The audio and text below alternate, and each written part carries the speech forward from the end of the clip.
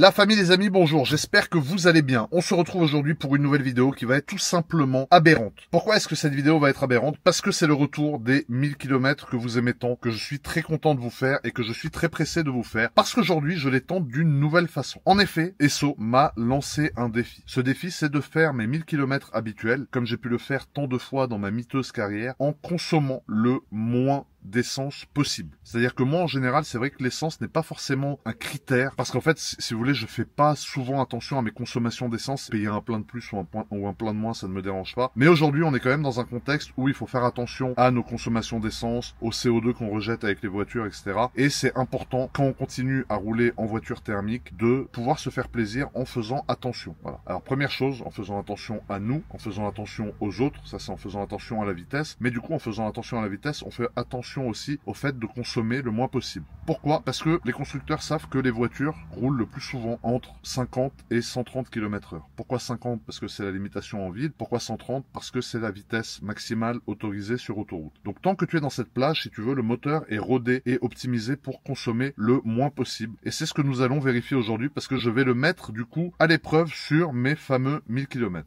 Et j'ai choisi de partir un dimanche matin. Parce que quand on a le choix, bien évidemment, alors il y a des fois où j'aurai pas le choix, mais quand on a le choix, c'est important de choisir des jours où il y aura forcément moins de bouchons que d'autres. Pourquoi? Parce que dans les bouchons, voiture à l'arrêt, t'avances, tu démarres, tu t'arrêtes, tu démarres, tu t'arrêtes, tu démarres, et au final, tu consommes 10 fois plus que quand le trajet est fluide. Donc c'est important aussi de prendre le trafic en considération lorsqu'on a le choix, bien évidemment, je le répète encore une fois. Et du coup, on va partir pour ces 963 km. Mais avant ça, je suis chez le tonton frérot Akram, et il va sortir bientôt de sa grotte, je vais aller le chercher, il doit être caché frérot dans son immense garage comme d'habitude. Et du coup je vais aller le voir pour qu'on vous présente l'extérieur de cette magnifique Targa 992.2 GTS qui fait plus de 550 chevaux. Et ce qui va être intéressant, c'est de vous montrer que même avec une voiture de 550 chevaux, c'est possible d'avoir une consommation d'essence qui est tout à fait faible si tu adaptes ta conduite frérot. Bon la famille, avant de partir, regardez où est-ce qu'on se retrouve. Je pense que cet endroit vous parle un peu, hein, parce qu'avant de partir forcément il fallait que je vienne passer le salam au jeune tonton. Donc du coup, il est sûrement caché dans son parking, frérot, en train de s'asticoter encore une fois. Mais on va vous présenter du coup la voiture tous les deux, parce que j'aimerais beaucoup son avis. Et je vais vous montrer du coup l'extérieur de cette magnifique 992.2 Targa GTS avec le tonton qui est caché. Tonton Waynak. Waynak, y'a tonton. Hi.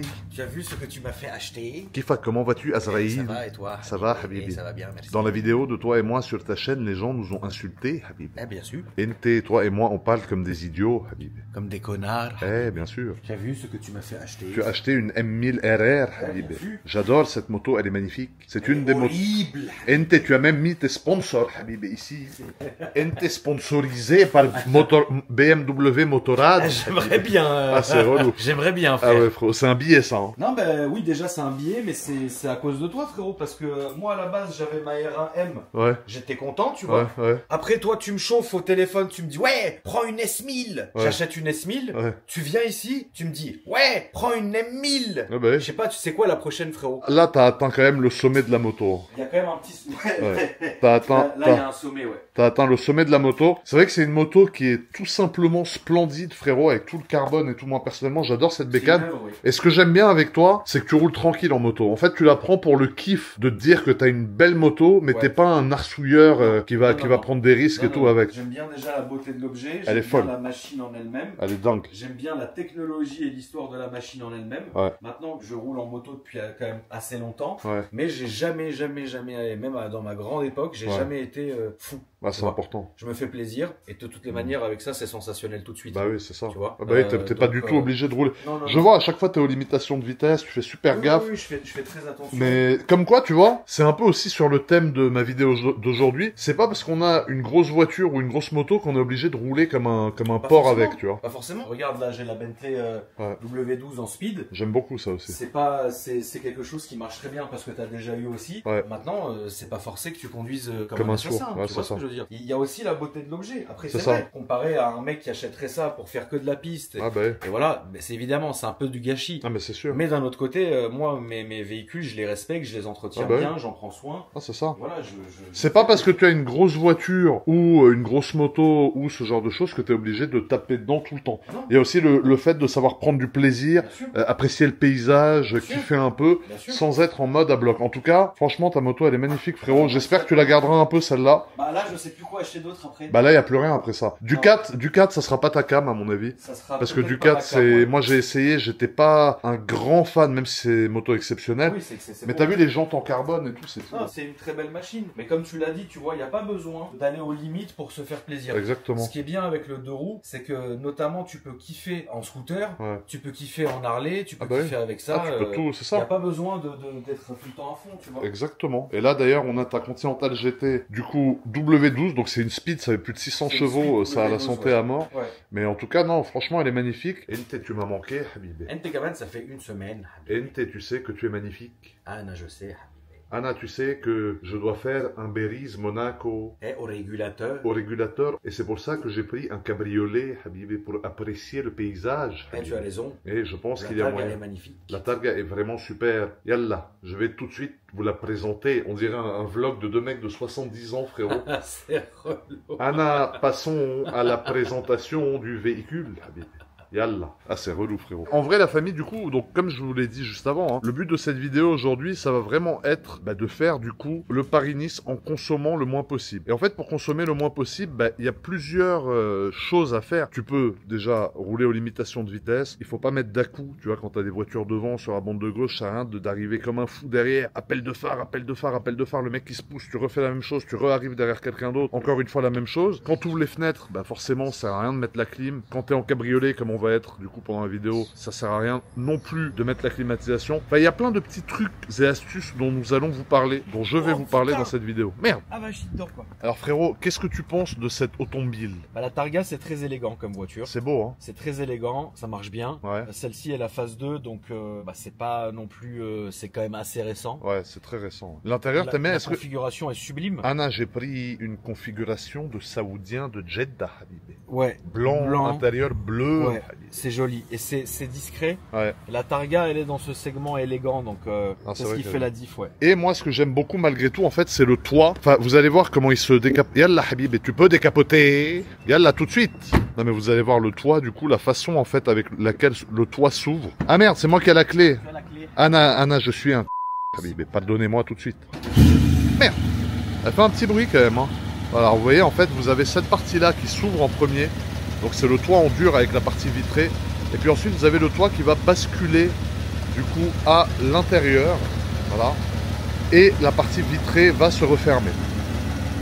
Alors en fait, tu vois, ce qui est sympa avec la Targa, c'est que tu as uniquement... C'est comme... En fait, c'est un peu comme un grand toit ouvrant, la Targa, frérot. Tu vois, c'est pas vraiment un cabriolet, hein. Non, c'est pas vraiment un cabriolet. Et justement, c'est bien aussi parce que t'as ce truc un peu de confiné Ouais, dedans, tu c'est vois. ça, Moi, c'est j'aime ça. beaucoup. Moi aussi, je préfère ça à un cab. Donc voilà, alors, frérot, au niveau de la config de la voiture, est-ce que tu aimes ce blanc un peu gris? C'est revenu à la mode un peu les blancs gris comme ça, tu vois? Ouais, les blancs créés un peu comme ça, là, Ouais. c'est pas mal du tout. Ouais. Et faut noter que l'intérieur est aussi bleu, mais un bleu quand même assez discret. Ouais, bleu un peu marine. Avec les jantes noires satinées. Ouais. Elle a une très très belle configuration. Elle est sport chic, cette Ouais. voiture. Exactement, c'est vrai Ouais. qu'elle est sport chic. Elle est sport chic. Et c'est vraiment dans l'esprit Targa. En plus, c'est la version GTS, donc c'est quand même la version la plus puissante, je pense, avant Turbo S. Je crois qu'on est à 560 et quelques chevaux quand même. Hein. Peut-être. Non, sérieux? Je sais pas. Ouais, non, mais je crois. Moi non plus, je suis pas complètement Non, mais très sûr. bien. Mais voilà. oui, ça ouais. watt. Ouais, non, ça a la santé. Et en fait, on a les nouveaux pare-chocs avant. Donc, comme vous pouvez le constater ici, voilà, nouveau PC avant avec ces petites ouvertures un peu en mode requin. Alors, qu'est-ce que t'en penses, toi, de ça, frérot? T'aimes bien? Ah ouais, j'aime bien parce qu'elle est plus, elle est quand même dans l'air du temps de Porsche, elle est Ouais. dans la continuité, Ouais. mais c'est pas non plus un énorme relift, Ouais, c'est ça. tu vois. c'est ça. C'est pas une nouvelle 911, C'est vrai que c'est pas une nouvelle 900, Voilà. c'est un c'est un lift. relift, Ouais. mais c'est un beau relift. Et les feux, t'as vu les nouveaux feux Elle est Porsche? faite avec l'intérieur noir. Non, mais Porsche, c'est fleurons Signature lumineuse sont forts. Porsche. Hein. Très, très fort. Ils sont très forts. Ah, ils sont très forts. Franchement, ils sont Et à un très moment forts. donné, tu vois, Porsche pendant quelques années, c'était ce que c'était. Ouais. Mais maintenant, ils savent que si tu veux, c'est plus qu'une voiture. Ah bah oui, c'est ça. La Porsche, c'est plus qu'une voiture. Ouais. C'est un objet. C'est bizarre ce que je vais dire, Non, tu mais vois, c'est mais vrai. c'est un objet de mode limite. Non, mais c'est Porsche, vrai. tu vois ce que Ah, je mais veux c'est dire. ça. Ah non, Et mais tout est fait tout est pensé. pour te faire rien que tu sais rien que ça. Ouais. Tu ça, vois, c'est un ouf. objet de mode. Ouais, de ouf. Tu vois. Et la clé qui est peinte couleur carrosserie. Voilà. C'est-à-dire, c'est le même code couleur sur la clé. C'est ça, exactement. Ente, tu es magnifique, Habib. Merci beaucoup. Ente, Anna, je suis. Rodolphe. Anna Saad. Mais tu sais que, alors là, par exemple, tu vois, ça, je pense que je vais l'utiliser. Régulateur de vitesse adaptatif. Donc ça, c'est ce qui nous permet vraiment de maintenir la distance entre notre voiture et la voiture de devant sans mettre trop d'à-coups. J'ai pu rentrer une valise. Valise cabine. Et au-dessus, j'ai rentré ça. Magnifique, non? Non, mais il y a de la place, hein. Tu vois, c'est une des seules aussi voitures un peu de cette gamme-là avec laquelle tu peux vraiment aller genre avec ta femme en vacances et t'as quand même de la place pour rentrer les valises. Je peux te montrer un truc? Ouais. C'est sûr que tu savais pas. Ouais. Regarde. Yallah. Ah putain, c'est exceptionnel. Merde, mais qui t'a appris ça, toi? Jawad, Urban Car, il m'a appris ça. Jawad. Eh, c'est mon ami. Comment il t'a appris ça, Anna? Je ne savais même pas. Et je suis revenu, je l'ai essayé sur ma Taycan. Yallah, badik. Yallah, je te caresse. Putain, c'est pas un truc de exceptionnel. fou. Putain, mais c'est incroyable, je savais pas. C'est lui qui m'a appris ça. Mec. C'est comme un NT, tu m'as appris beaucoup de choses dans ma Eh. vie, mais je pense que celle-ci est la plus inutile. Eh, bien sûr. Non mais c'est vrai que c'est pas mal. Et ensuite, alors voilà, hein, bon, nouvelle jambe du coup, style un peu mono écrou comme ça, intérieur bleu. Le Targa écrit ici en noir, j'aime beaucoup. Ça, en noir satiné, j'aime beaucoup. Et ici, on a un petit déflateur. Alors le déflateur va servir à deux choses. C'est que quand le flux d'air va arriver ici, il va être envoyé en fait au-dessus de ta tête, donc tu vas pas avoir trop de vent dans l'habitacle. Et ensuite, il va repasser ici. Et c'est vrai que d'habitude, les voitures entre guillemets cabriolets, c'est pas forcément les plus aérodynamiques, donc même pour la consommation, etc. Quand t'es en cab, tu consommes généralement plus que quand t'es pas en cab, parce que si tu veux, t'as le flux d'air qui va venir vraiment ralentir la voiture. Tandis qu'ici, je pense que on verra pas vraiment de différence. Donc je ferai l'essai dans tous les cas dans cette vidéo, parce que je vais faire une petite partie de route en cab. J'aime bien faire de la route en cab, moi, frérot. Ouais, c'est sympa. Ouais. Mais aujourd'hui, il va faire super chaud et en plus, l'autoroute, c'est une serre. Ouais. Ferme ce toit, mec. Non, j'ai envie Tu de... vas cuire à mort. Anna, je veux commencer, Habibé, en cabriolet. Et comment? Habib. Tu as raison. Anna, je suis le champion. Quand tu vas arriver vers Toulouse. Je passe pas par Toulouse.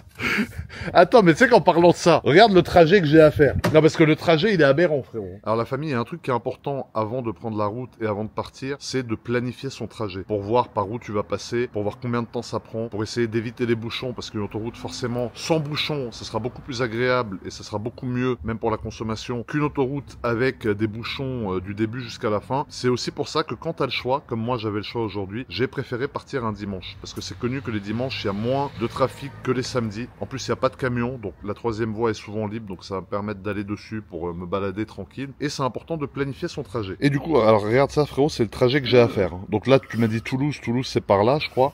Anna, j'ai un trajet sympathique. J'ai mis que 2 arrêts pour l'essence, donc le challenge, ça va être de le faire en seulement 2 pleins. Je pense que ça va être faisable, les doigts dans le nez à mon avis, parce que le flat 6 consomme pas énormément sur cette voiture. 9 jours de marche. Ouais, 9 jours de marche, c'est relou. 2 jours de vélo et 8h49 en voiture. Donc ça me prévoit une arrivée à 20h06 en prenant le trafic en compte. On a 933 km. J'ai déjà mis les 2 arrêts, tu vois. J'aime bien, j'ai voulu planifier voilà, ouais. tu vois. Donc j'ai mis Esso sur l'A6, Bligny sur Ourche et Esso sur l'aire de Mornas Village. À Mornas du coup. Donc tu vois, c'est des arrêts qui sont répartis assez intelligemment. Voilà, un ici et ensuite une arrivée à la maison aux environs de 20h30. Et frérot, la face arrière de la voiture, tu valides? de la voiture, il est dingue. Est-ce que tu valides les nouveaux feux? Oui. Tu vois le changement ou pas? Les bandes, elles sont magnifiques, les Ouais. feux blancs. Ouais. Phare blanc pour moi c'est obligé. Phare blanc c'est obligatoire. Et t'as cette espèce de diffuseur scindé en deux, Ouais, il est pas mal. Hein. fendu en deux avec les sorties quoi. Des sorties Mais comme ça, elles c'est- sont cool. Hein. Et tu sais, bizarrement, le fait que ça soit du plastique, c'est pas choquant. Ouais. Tu vois, ils ont réussi en fait à faire passer ça sur Ouais. la voiture qui est hors C'est vrai de que prix. Porsche, ils ont beaucoup réussi à faire ça. Ouais, franchement, ils adorent faire ça. Ils ont énormément Ça coûte quoi, réussi. ça À mon avis, on est dans les 230 000 hors IMAT. Oui, oui, oui. Parce qu'après, t'as 70 000 euros d'IMAT sur cette voiture. C'est quand même sympathique. Et puis, tu vois, tu conserves les places arrière. Ça, c'est pas mal. Ouais. Bon, après, derrière, t'es dans un tombeau. Hein. Non, mais derrière, c'est pour mettre un siège bébé Ouais. ou c'est pour mettre un ado ou quoi. Après, j'ai beaucoup reculé le siège, tu vois. Je pense que si le siège est un peu plus avancé, t'as quand même plus de place derrière. Et derrière, à mon avis, t'étouffes pas parce que t'as quand même le toit vitré, du coup, de la Avec Targa. le plein soleil sur la nuque, c'est Ah ouais. parfait. Ah, c'est un four, c'est C'est un une serre. NT Air Fryer, NT. Et ça, c'est un air fryer. Ah ouais, ça c'est un air fryer de qualité. Ouais, non, franchement, la descendre à Monaco avec toi, Ouais. alors que tu m'es emprisonné à l'arrière, je suis en train de Ah oui, dans non. la serre, Non. parce que tu veux faire Johnny l'économe. Ouais, c'est je vais relou. crever. Ah, c'est relou, frérot. C'est aberrant, c'est Ah, aberrant. bien sûr. Non, mais voilà, donc les amis, du coup, Habibé, par contre, il y a une chose à dire, c'est que tu es quand même beaucoup à l'aise à l'intérieur, regarde. Et tu as filmé comment tu es habillé aujourd'hui. Et je suis habillé comme un Al Saoud, Habibé. Et tu es habillé sport chic, Habibé. Anna chic sport, Et tu Habibé. as fait 3 nuances de bleu. Eh, Tu as 3 nuances de bleu. merde. Or rose. Eh, bien sûr. Là, c'est or jaune. Merde, non, c'est rose, Habibé. or rose. C'est rose. Et tu as fait du beige. Où tu vois du beige, Yakona? Fanzar. C'est du blanc, Là, c'est Yakona. pas blanc. NT, tu es, NT, un des plus grands que les conneries est porté, Habib. Et Anna, je trouve que tu as fondu, Habib. Anna, j'ai fondu comme du beurre en plein soleil dans lequel tu plonges une entrecôte. Anna, je suis en prise de masse depuis 12 ans. Ente massu, Habibé. Ah, frérot, c'est relou de ouf. Non mais là, t'as maigri un peu, t'es bien là. Ouais, c'est la chaleur. Ah, c'est relou de ouf, frère. Ente, Habibé. Hey. Maintenant, il est grand temps Hey. que j'allume cette automobile. Alors ça m'énerve un peu juste qu'il n'y a plus la clé comme avant, c'est un Eh, c'est bouton. vrai. Ça, c'est un peu dommage. Le véhicule démarre immédiatement, Habibé. Donc, les amis, du coup, il est grand temps maintenant de partir. Donc, comme vous avez pu le voir, on a à peine moins de 1000 km. Donc, ça va être très intéressant de faire cette route en mode balade. On est dimanche matin, il est 11 h du matin. Il va faire beau sur toute la route. On a énormément de chance. J'ai une excellente voiture qui, à la base, n'est pas forcément faite pour ce genre d'exercice. Mais je vais vous prouver, du coup, en faisant la route de la façon de laquelle... je sais même plus parler, il y a trop de conjugaisons. Mais vu la façon avec laquelle je vais conduire, je vais vous prouver que même avec une voiture de 570 chevaux quasiment, tu peux être proche des 10 litres au 100. Un peu en dessous, peut-être un peu au-dessus, ça dépend. Mais même en roulant en cabriolet, même en ayant la clim, voilà, c'est vraiment question de façon de conduire, de savoir adapter sa conduite, de connaître quelques petites techniques qui peuvent être assez intéressantes pour permettre d'optimiser son trajet et qui peuvent me servir même à moi qui est vraiment dans le mood où j'ai envie de faire ça en mode balade. Surtout après les 1000 derniers kilomètres que j'ai fait avec le tonton Inox, frérot, qui était aberrant parce que j'ai mis 4 pleins et demi. Là, j'aimerais bien voir si c'est possible de le faire en 2 pleins seulement. Et à mon avis, je pense qu'on mettra peut-être même moins que 2 pleins. Yallah, Habibé, souhaite-moi bonne route. Allah ma'ak. J'arrive demain à 19 h à Jouni, Habibé. Je Yallah, on t'attends. s'appelle tout de suite. Je t'attends pour manger le kebbenei. Allah ma'ak, Habib. Fais attention au radar. Eh bien sûr, ça, je ne prends aucun risque, car en roulant aux limitations, les radars ne flashent pas, Habib. Ah, bien sûr. Ma badak photo, ma badak rien du tout. Yallah, merci beaucoup pour ton accueil chaleureux. C'est normal. Je vois que tu es pressé que je m'en Eh, aille. va-t'en tout de suite. C'est relou. Yallah, laisse-moi fermer, je ne te serre pas la main, Ente. Ente, tu m'as volé une fois 1000 euros, Habibé. Hein? Tu m'as volé 1000 euros une fois. Ah, bien sûr. Ils sont toujours là ou ils sont... Eh, ils t'attendent, ils sont coffrés, ils Voilà. rapportent des intérêts. C'est relou. Vas-y mon frérot. Vas-y, mon rêve. J'étais content de présenter la voiture avec toi. Ciao. Alors la famille, on est bon. Nous partons avec cette Targa magnifique de 560 chevaux. Alors là, ce que le GPS nous annonce, c'est que nous sommes censés arriver vers 21 h plus ou moins, sachant qu'il est quasiment midi. Donc ça nous fait un petit 9 h de route en roulant tranquillement. Et que jusqu'à notre prochain stop, nous avons 307 km à faire. Donc c'est-à-dire 2 h 54 de route. Et on va s'arrêter du coup pour déjeuner vers 14 h 26 à la station Esso. Donc c'est plutôt pas mal. Je suis en cabriolet pour l'instant parce que forcément il fait super beau. On a une chance de fou, c'est que j'ai pu avoir une Targa GTS, c'est qu'il fait beau. Et c'est que même en cabriolet, on va pouvoir rouler sans consommer une tonne parce que l'aérodynamique de la voiture est optimisée pour rouler en cabriolet sans qu'il y ait trop de frein en fait, d'air, tu vois. Parce que t'as des voitures, même en cab, la ligne n'est pas adaptée du tout, donc du coup t'as le vent en fait, l'air qui te freine, ça fait cet effet d'aérofrein hein, qui est très connu. Là, si tu veux, avec le déflateur, tu vois, tu le sens quand tu mets ta main, le vent arrive là en fait, tu vois. Là, tu mets ta main, il n'y a pas de vent, donc t'as pas de vent qui va s'engouffrer dans le toit en verre de la Targa, mais le vent passe au-dessus et vient se recoller là. Donc ça va être tout simplement magnifique. Et puis moi, je trouve que c'est important quand tu veux rouler tranquille d'apprendre à apprécier d'autres choses que seulement être focus sur à quelle heure j'arrive, la route, tu vois. On traverse la France. La France, c'est un pays quand même très beau, culturellement, historiquement. Il y a des paysages magnifiques si tu compares à Dubaï ou à je sais pas quoi, où si tu fais de la route, c'est que du désert, c'est horrible. Et je pense que si tu apprécies la route, même si tu roules à la limite de vitesse, sans forcément rouler comme un malade, etc., eh ben, tu regardes le paysage, tu apprécies le paysage, et là, tu vois, c'est quand même sympa. Ensuite, deuxième chose, là, je suis en cab, donc pour l'instant, j'ai coupé la clim. Parce que forcément, voilà, tu as quand même de l'air qui rentre, même s'il fait chaud, le vent, si tu veux, qui va rentrer dans la voiture, va te permettre de t'aérer. Tu vas pas avoir aussi chaud que si tu étais en statique dans la rue à regarder le soleil, tu vois. Donc c'est important, quand tu as une voiture coupée, par exemple, que tu ouvres les fenêtres, de couper la clim, parce que ça sert à rien d'avoir la clim et les fenêtres grandes ouvertes. Parce que du coup, la voiture consomme plus avec la climatisation et forcément, les fenêtres, bah, si tu veux, laissent rentrer de l'air, donc l'effet de la clim va disparaître. Donc là, on va commencer par un petit bout de périphérique, si je ne m'abuse. Donc ça va être sympa. J'ai une conduite, si tu veux, où je laisse les voitures, je laisse de l'espace entre moi et les voitures qui sont devant moi, pour pas les coller, freiner, réaccélérer, freiner, réaccélérer, freiner, réaccélérer, et laisser la voiture en roue libre un peu, aller rejoindre la voiture de devant en laissant de la marge, tu vois. C'est ce qui va permettre de faire baisser aussi la consommation d'essence. Et tu vas voir que même si on est dans une voiture qui est ultra sportive, eh ben c'est pas forcément pour autant que tu es obligé de le faire en mettant plus d'essence que si tu le faisais dans une voiture qui est beaucoup moins sportive que celle-ci. Alors voilà la famille, notre trajet a commencé. Comme vous pouvez le constater, 304 km avant le premier arrêt. Ici, on reste toujours sur la bande la plus à droite. Bien évidemment, là, tu vois, on a une petite bifurcation. On va arriver dans un petit péage sympathique. On va arriver dans le péage Duplex A86. Donc j'ai bien évidemment mon télépéage, très important le petit télépéage frérot, et on va prendre la voie limitée à 30 km/h parce que ça va nous permettre de ne pas nous arrêter. Et forcément, qui dit pas d'arrêt, dit consommation moins importante. Ensuite, on rentre dans le tunnel. Donc ça, c'est le Duplex A86. C'est un tunnel qui est hyper impressionnant parce qu'il est très bas. Tu vois, les plafonds sont très bas. D'ailleurs, je pense pas que les camions ou même les camionnettes puissent rentrer là-dedans. Et on va rester dans ce tunnel pendant 14 km.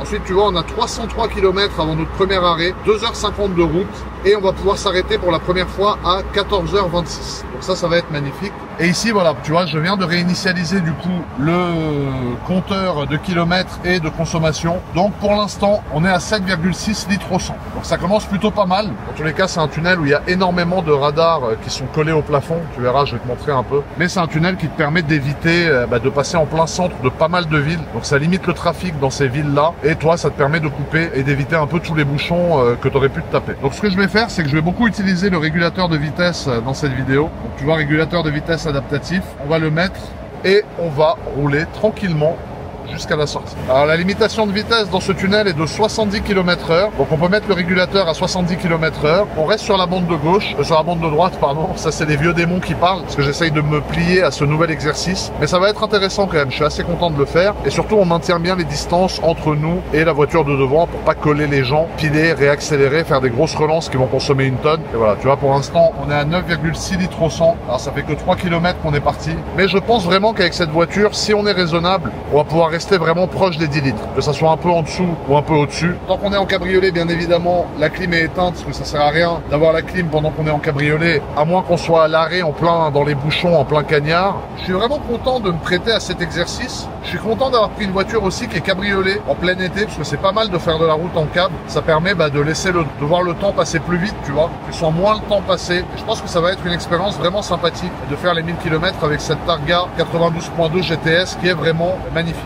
Bon la famille, ça y est, nous arrivons sur les routes nationales qui vont nous mener à l'autoroute. Donc là on était à la vitesse de 110 km/h, la limitation était à 110, là elle vient de repasser à 90. Aussi quelque chose qui est important, avant de partir, il faut absolument vérifier l'état de la pression de vos pneus. Des pneus qui ne sont pas assez gonflés peuvent vous faire consommer beaucoup plus. Donc c'est important de vérifier la pression des pneus. Merde, j'entends hurler frérot, l'autre derrière, aberrant. Donc là j'ai la chance d'avoir la vérification électronique sur cette voiture, comme sur beaucoup de voitures d'ailleurs aujourd'hui. Mais c'est important avant de partir et après avoir planifié votre trajet de vérifier du coup la pression des pneus. On n'y pense pas souvent, mais niveau sécurité c'est important et niveau consommation c'est très important aussi. On est là, on est bien. Alors là on est en train de quitter Paris, donc forcément au niveau des paysages c'est pas encore ça, mais j'ai hâte d'arriver un peu plus loin, tu vois, pour pouvoir vraiment profiter des beaux paysages que la route a à nous offrir. Pour l'instant je suis à 7,8 litres au 100, donc c'est beaucoup mieux que ce à quoi j'aurais pensé frérot. Moi je me suis dit allez, je vais être à 10, 11, 12, ça va être exceptionnel. Et c'est là qu'on voit que les Allemands font quand même des moteurs qui sont très efficients. Parce que par exemple sur ma Ford, la Shelby GT500, en roulant à 130 au régulateur comme je fais là, j'étais à 16 ou 17 litres au 100. Donc il y a un écart qui est tout simplement énorme. Et ça c'est parce que les Allemands savent faire des moteurs qui sont efficients. Je suis sûr que les Français aussi, avec les moteurs, les nouveaux moteurs essence. Mais les Américains, c'est des moteurs un peu archaïques qu'ils ont, où en fait eux ils en ont rien à faire de la consommation, ils en ont rien à faire de mettre un plein tous les 200 km. Ils veulent du kiff, du bruit, etc. Là 7,9 litres au 100 dans une voiture de quasiment 600 chevaux. Alors c'est que le début pour l'instant, mais je pense qu'on va rester à peu près à ce niveau de consommation, hein, pour être franc avec vous, jusqu'à la fin, jusqu'à mon arrivée à Monaco. Donc voilà, tout se passe bien, il fait beau, il fait chaud, c'est magnifique. J'ai pas la clim pour l'instant, franchement, il fait que 26 degrés dehors, donc le ressenti avec le vent, un peu la fraîcheur dans la voiture est bien en dessous. Donc voilà, on va être bien frérot.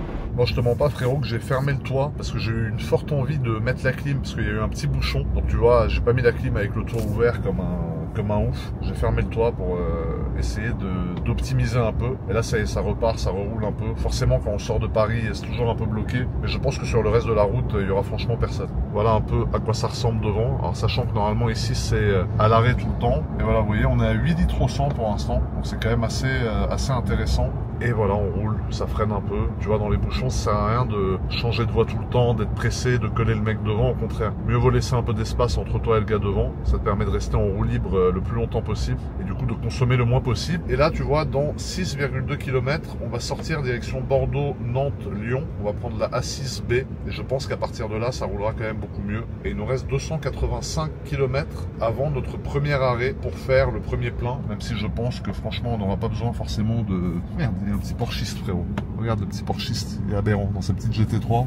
C'est magnifique voiture. On est tombé par hasard l'un sur l'autre. Mais voilà, et franchement, je te dis la vérité, le confort du coup à l'intérieur de cette voiture est exceptionnel. C'est-à-dire en fait, tu as l'impression d'être assis dans une Panamera ou dans un Cayenne, alors que tu es dans une 911 qui est une voiture à vocation sportive. Et tu vas faire 1000 km avec la 911, ben, t'arrives, t'es même pas fatigué. T'as l'impression vraiment que t'as fait 1000 km, alors peut-être pas avec une classe S, mais avec un Cayenne ou une Panamera, tu vois. Et c'est là qu'on voit la polyvalence de la 911, et même la consommation, frérot, 8 litres au 100 pour l'instant. Ça veut dire c'est une voiture vraiment qui est multifacette. Tu peux faire de la route, tu peux tartiner avec, tu peux faire du circuit avec une 911, tu peux tout faire, tu vois. Et cette polyvalence est vraiment exceptionnelle. Donc voilà, pour l'instant, on continue notre petit bonhomme de chemin, frérot. Alors la famille, on va sortir direction la A6B dans 800 mètres. Donc on prend du coup la voie qui est dédiée à cette jeune sortie aberrante. Donc tu vois, on prend direction Bordeaux, Nantes, Lyon. Alors tu vois, la consommation a un peu monté parce qu'on a fait des bouchons. Donc c'est ce que je te disais, tu vois, dans les bouchons,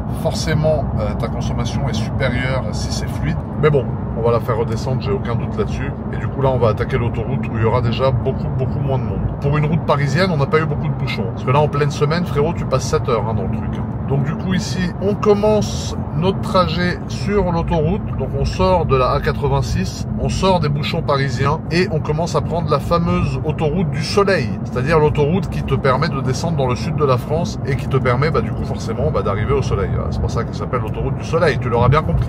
Donc voilà, tu vois, c'est très fluide. Alors faut savoir qu'ici normalement c'est la guerre tous les soirs à 18h.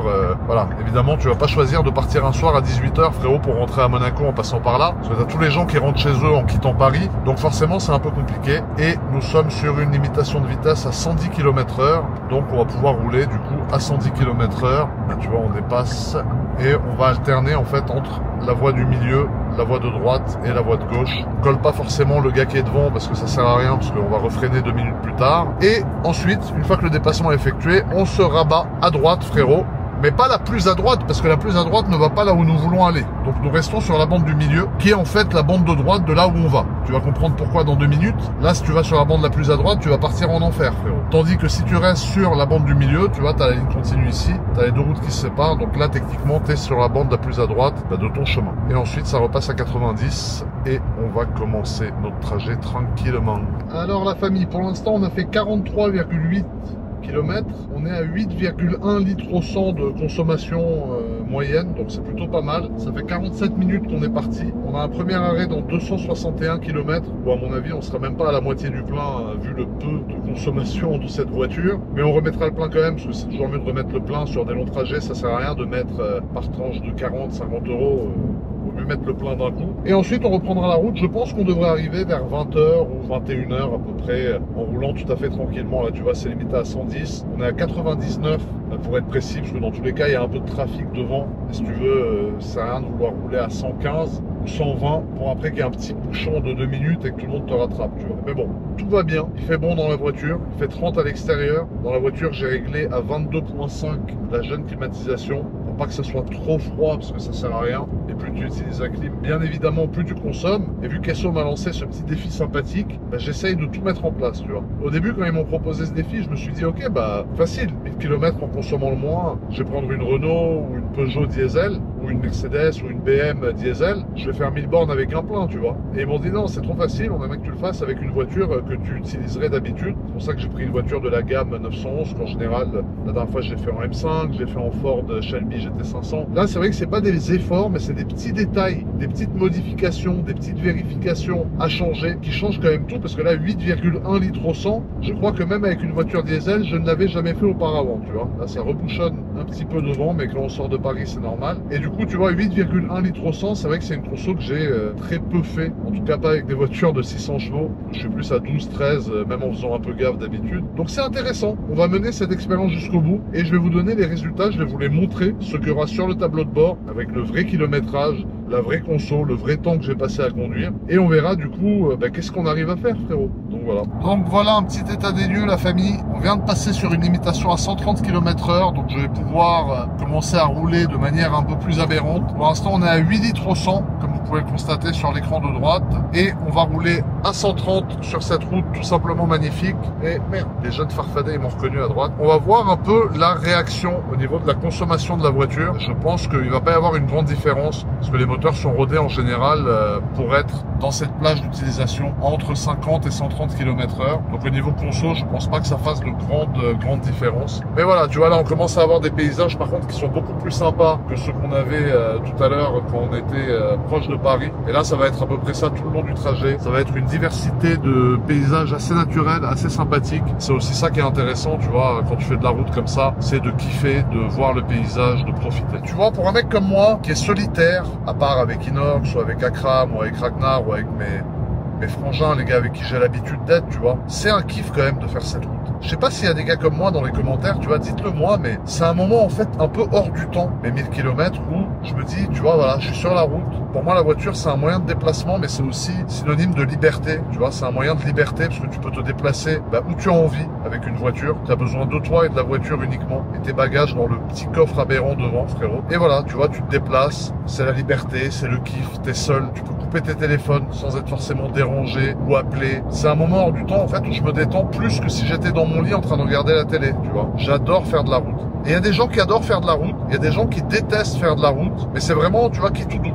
Moi, je connais des mecs qui me disent, putain, mais j'adore faire des bornes, machin. Et il y en a, ils me disent, ah, moi, je déteste faire de la route, tu vois. Moi, je fais partie de ces gens qui aiment faire de la route, dans certaines conditions, bien évidemment. Je dis pas que si j'étais chauffeur-livreur, j'apprécierais, parce que t'as un impératif de temps, t'as un impératif de plein de choses. Mais faire de la route dans ces conditions, frérot, avec une Targa GTS, enfin, voilà, je suis béni. Hein. Je remercie le ciel d'avoir cette chance, tu vois, de pouvoir voyager dans des conditions comme ça. Mais moi, je préfère faire la route comme ça qu'en avion, par exemple. Tu vois. Regarde comme c'est beau. La forêt à gauche, la forêt à droite. Alors là, à mon avis, la nuit, il faut faire gaffe parce qu'il doit y avoir des sangliers roses, frérot, qui traversent la route. Mais tu vois, tu kiffes. 126 km/h, pas obligé d'être à 200. Tu apprécies, frérot, t'es sur la bande de droite. Je crois que j'y suis jamais allé de ma vie. C'est une première en plus, donc je suis très content de découvrir cette bande de droite qui est tout simplement aberrante. Et voilà, hein. Tout va bien, tout se passe pour le mieux dans le meilleur des mondes, frérot. Nous arrivons au premier péage de notre trajet, enfin au premier qui est réellement sur l'autoroute. Du coup, bien évidemment, avec le télépéage, on a les bandes à 30 km/h, donc ils sont beaucoup plus intéressantes parce que ça nous évite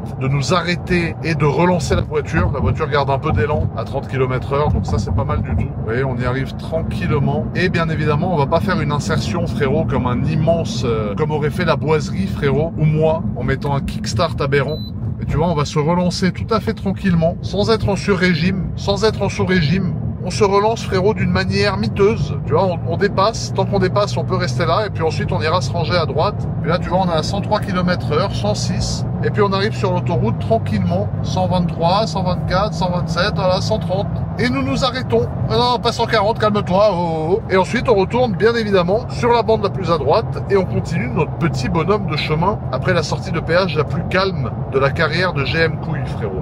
Bilan des 100 premiers kilomètres. On a fait 101 km, on est à 8,1 litres au 100, donc je pense définitivement que ça va être la consommation moyenne de cette voiture sur toute la durée du trajet, ce qui est tout à fait raisonnable. On a une vitesse moyenne de 79 km/h et nous sommes actuellement sur l'autoroute de Soleil, alias la A6, au point kilométrique numéro 82. Notre prochain arrêt se situera dans 204 km et nous devrions l'atteindre dans 1 heure et 40 minutes. C'est uniquement à cet arrêt-là que nous aurons l'autorisation de nous nourrir, c'est-à-dire de manger. Il sera 14 heures et 31 minutes, sachant que je crève déjà la dalle et qu'il est 12 heures et 53 minutes. Mais ce n'est pas grave. Nous continuons notre petit bonhomme de chemin tranquillement à 130,00 km/h au régulateur de vitesse et nous venons de passer sous la barre des 8 litres.1 car nous sommes à 8 litres. Ouh!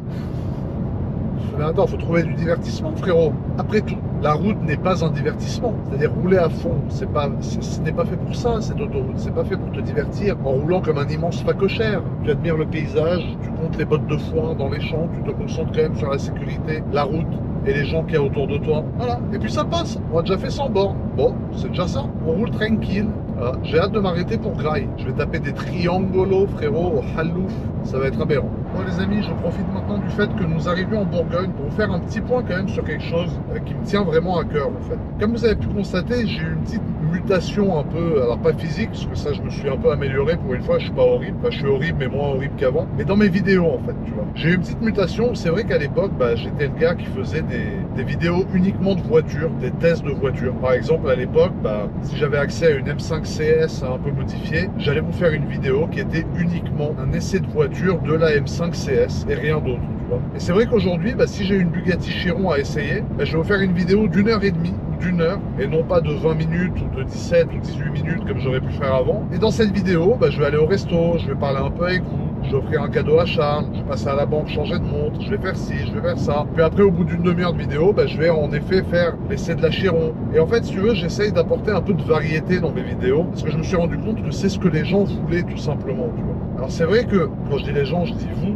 T'as une minorité qui préfère le format essai de voiture pur et dur, tu vois, parce que les mecs, clairement, sont là pour voir des voitures. Et ça, je peux l'entendre. Je suis pas en train de dire, ouais, mais moi, faut que vous acceptiez que je vous raconte ma vie, faut que vous vous intéressez à ma vie aussi, pas que aux voitures, machin. Ce que je peux comprendre tout à fait, parce que même moi, quand je vais sur les vidéos de certaines personnes, je vais sur leurs vidéos pour une certaine chose, tu vois. J'y vais pas pour savoir à quelle heure il s'est levé ce matin, quelle montre il a mis, machin. Mais il y a d'autres gens chez qui ça m'intéresserait de savoir ça, tu vois. Et je pense que moi, aujourd'hui, j'ai une majorité de ma communauté et du coup j'attends vos retours dans les commentaires. Ça me ferait vraiment plaisir d'avoir vos retours sur ça, qui est aussi contente que ça soit devenu des formats vlog quasi Netflix. Ça veut dire des formats, parfois les 1000 km avec Inox, c'est une vidéo qui a duré 1h40. Yes, Zeppi, même le Titanic il a pas duré 1h40 le film en version longue.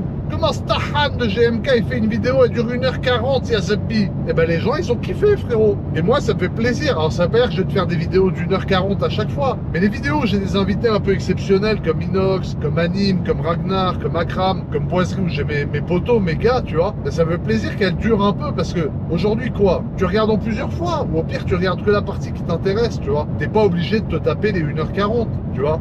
Mais moi, ça me fait plaisir. Ça veut dire, j'aime ce format, en fait. J'ai pas envie de faire que des vidéos de voitures où il y a que des voitures. Évidemment, je veux qu'il y ait une majorité sur les voitures. Et ça me fait plaisir aussi, par exemple, là, je vais faire une vidéo avec Boiserie bientôt. Je lui dis, mec, on va au resto, on visite un peu Monaco, on parle un peu de business, on parle un peu de voiture, on parle un peu d'horlogerie. Tu vois, on est des êtres humains, on a plusieurs passions, tu vois. Et moi, les étaler dans une seule vidéo, ça me fait plaisir. C'est pas juste pour faire des vidéos plus longues. C'est parce qu'il y a de la matière. D'après moi, l'être humain est intéressant. Un mec comme Boiserie, il est intéressant. Un mec comme Ragnar, il est intéressant. Un mec comme Anim, il est intéressant. Un mec évidemment comme Inox, il est très intéressant. C'est des gens qui ont beaucoup de choses à dire, beaucoup de choses à partager et pas que dans leur domaine de prédilection, tu vois. Et c'est pour ça que pour moi, c'est intéressant de faire des vidéos qui durent plus longtemps. Donc j'espère que tout le monde comprendra. N'hésitez pas à me donner votre avis en commentaire parce qu'il ne faut pas oublier que c'est grâce aux gens qui regardent qu'on existe, des gens comme nous, et que votre avis est important. C'est-à-dire que j'en ai pas rien à foutre de votre avis. Mais tous les retours que j'ai eus sur les vidéos longues, c'est 85% de gens qui adorent et 15% de gens que je respecte, que j'entends et que je comprends peut-être même,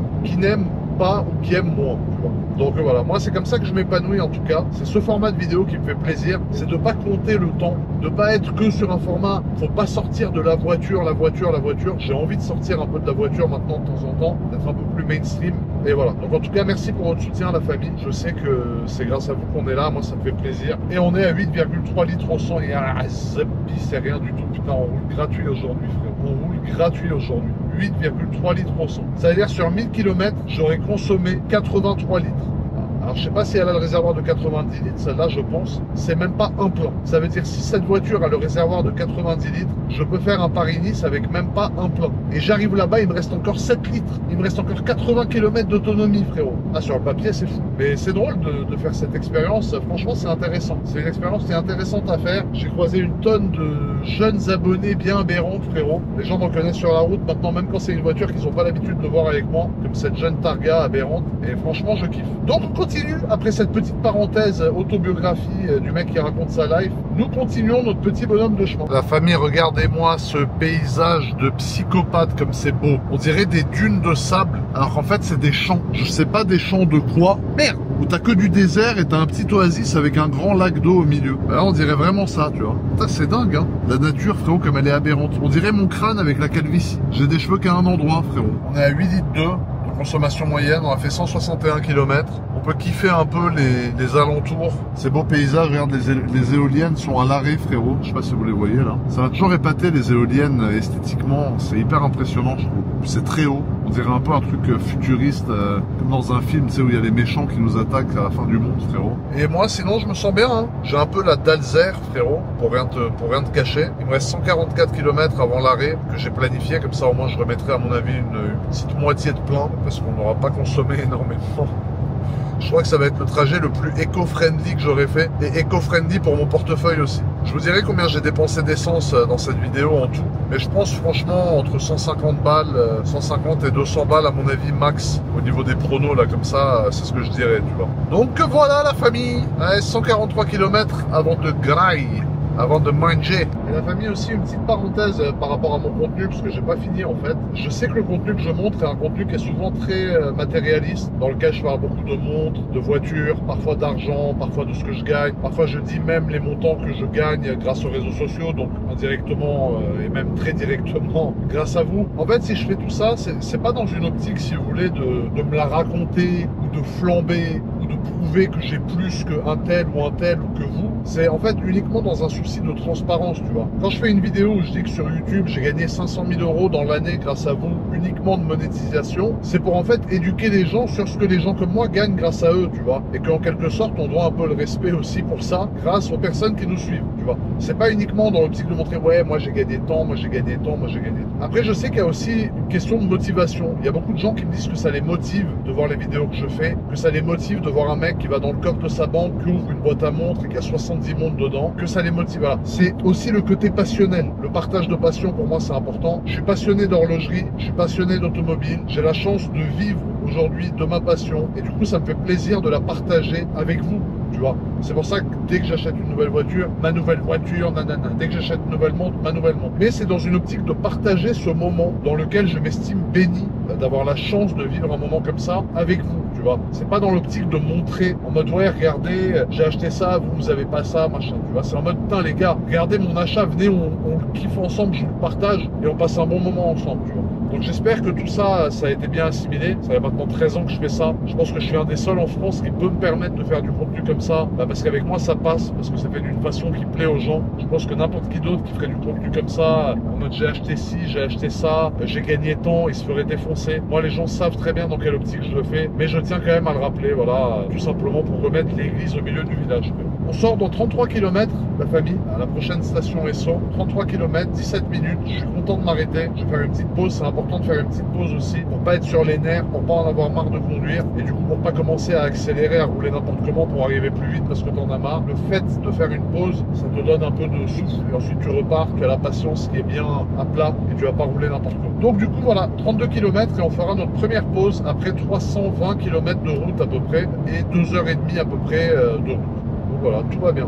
Et vous savez, j'ai constaté un truc, la famille, c'est qu'en fait, le régulateur de vitesse, donc sur du plat, c'est top, parce que ça te permet, voilà, tu vois, tu restes stable, tu as une allure stable, etc. Mais par exemple, en montée ou en descente, si tu veux, la voiture va avoir tendance à mettre beaucoup plus d'à-coups que si tu n'avais pas le régulateur de vitesse et que tu laissais la vitesse varier de 10 km/h en plus ou 10 km/h en moins, tu vois. Par exemple, en descente, juste en laissant la voiture rouler, tu peux être, si tu mets le régulateur à 115, tu pourrais être à 130 et consommer comme si tu étais à 115. Mais quand tu es en montée, il suffit que le mec devant toi freine un peu, la voiture elle va remettre du gaz à fond pour re-atteindre du coup coup sa vitesse qui est définie au régulateur et ça va te faire consommer beaucoup plus, tu vois. Donc moi le régulateur c'est vraiment un truc que j'utilise seulement sur le plat et que je n'utilise pas en montée ou en descente pour les raisons que je viens de vous dire avant. Il y a aussi, parce que j'ai demandé quand même conseil à des potes à moi avant sur quelles étaient les choses à adopter pour consommer moins, et on m'a dit c'est important de te garer en marche arrière quand tu te gares sur une station d'auto. Alors moi personnellement je vois pas du tout ce que ça fait de se garer en marche arrière, parce que bon,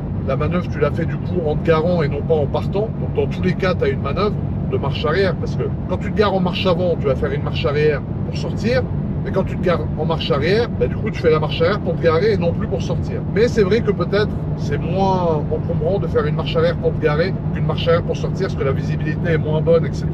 Et du coup quand tu pars et que tu as le moteur froid en marche arrière, tu manœuvres, ça te fait consommer. Ça c'est des conseils que des potes à moi, des professionnels de l'économie d'essence m'ont donné, que je vais mettre en application aujourd'hui pour voir réellement s'il y a une différence. Pour moi ce qui fait le gros, c'est vraiment ta conduite. C'est-à-dire respecter les limitations de vitesse, être entre 115 et 130 km/h. Si vraiment tu veux consommer très peu et que tu as vraiment le temps, tu te mets à 115. Si tu as un peu moins le temps, tu vois, tu te mets à 130 km/h et tu consommeras un peu plus, mais ça restera quand même voilà, moins que si tu à 150 par exemple. Carrément, j'utilise des fonctions de la voiture que j'ai jamais utilisées avant, frérot. Là, je suis sur la jeune boussole pour voir en fait s'il y a du dénivelé. Parce que j'ai vu que ma consommation augmentait. Là, tu vois, on était à 366 mètres d'altitude. On vient de passer à 367. Là, on est redescendu à 366. Parce que ça y est, ça recommence un peu à rester, à être plat ou à redescendre. Mais il y avait pas mal de dénivelé. Parce que je suis passé de 8,4 litres à 8,5. J'ai eu envie de crever, frérot. Et là, je me rends compte qu'on est en montée, tu vois. 369 mètres. On va passer 370. Parce que c'est vrai que quand on est en voiture, on se rend pas compte. Mais en fait, si tu veux, la route, bah, ça monte. T'as l'impression que c'est du faux plat. Parce que là, tu la vois plate, la route. Mais quand tu regardes ici, tu vois, là encore, on est passé à 371 mètres d'altitude. Donc on est en montée et c'est normal qu'en montée, la consommation de la voiture augmente. En tous les cas, 25 km et on fait notre petite pause. Alors ça y est la famille, nous arrivons à la première station essence à laquelle nous allons nous arrêter. Elle est située à 2,8 km de là où je suis actuellement. Voilà, encore une fois, des paysages magnifiques. Je suis à 114 km/h parce qu'il y a une montée aberrante et j'ai pas envie de faire exploser ma petite consommation parce que je suis très fier de mon score de 8,4 litres avec une voiture de quasiment 600 chevaux. Et c'est l'air de la forêt, aberrante air de la forêt, frérot, où je vais m'arrêter du coup. Donc une station essence Esso bien évidemment. Je suis à peu près 50% du réservoir d'essence. Donc j'ai une moitié de plein uniquement à mettre. Ça c'est plutôt pas mal. En ayant fait 307 km, ça change. Normalement je fais un plein tous les 300 bornes. Donc j'ai économisé déjà la moitié. C'est magnifique. Et ensuite je vais surtout manger. Parce que c'est ça qui est intéressant. Ça va être de graille à 1,2 km. Depuis le début ça nous avait dit qu'on s'arrêterait entre 14h30 et 14h32. Et ben, tel est le cas. Voilà, c'est magnifique. L'air de la forêt qui est tout simplement aberrante. On met notre clignotant et on sort en toute sécurité à cette magnifique aire qui porte bien son nom parce que du coup elle est entourée de forêt. Hein, donc elle s'appelle pas aire de la forêt pour rien, frérot. On sort tranquillement. Et j'adore les stations essence Esso comme j'ai pu vous le dire dans la vidéo avec Inox parce qu'en fait elles sont aux couleurs de Monaco, rouge et blanche. Et bah c'est des couleurs que j'adore vu que c'est les couleurs de chez moi, tu vois. Et du coup bah, je suis très content de m'arrêter ici à chaque fois. Je trouve que c'est good vibes à mort. Et là tu vois on doit s'arrêter dans une pompe qui est dans ce sens. Parce qu'en fait comme tu peux le constater ici, voilà, la petite flèche à côté de la pompe à essence, ça t'indique de quel côté est la trappe. En règle générale, tu vois, la trappe se trouve sur l'aile avant chez Porsche. Donc du coup, on est garé, tu vois. On a la moitié du plein à remplir à peu près. Donc je prends bien évidemment ma petite carta di credito Revoluto parce que c'est celle que j'utilise pour tous mes trajets en général, pour toutes mes dépenses quotidiennes. Et ensuite, tu vois, alors on est à l'air. Alors tu vois la ligne Targa avec la vitre derrière. Moi personnellement j'adore. Diffuseur j'adore aussi. Et du coup on va faire le plein de 98 frérot. On met la carte. On va demander le code. Alors on prend 98 dans cette petite Porsche. J'ai rentré mon code.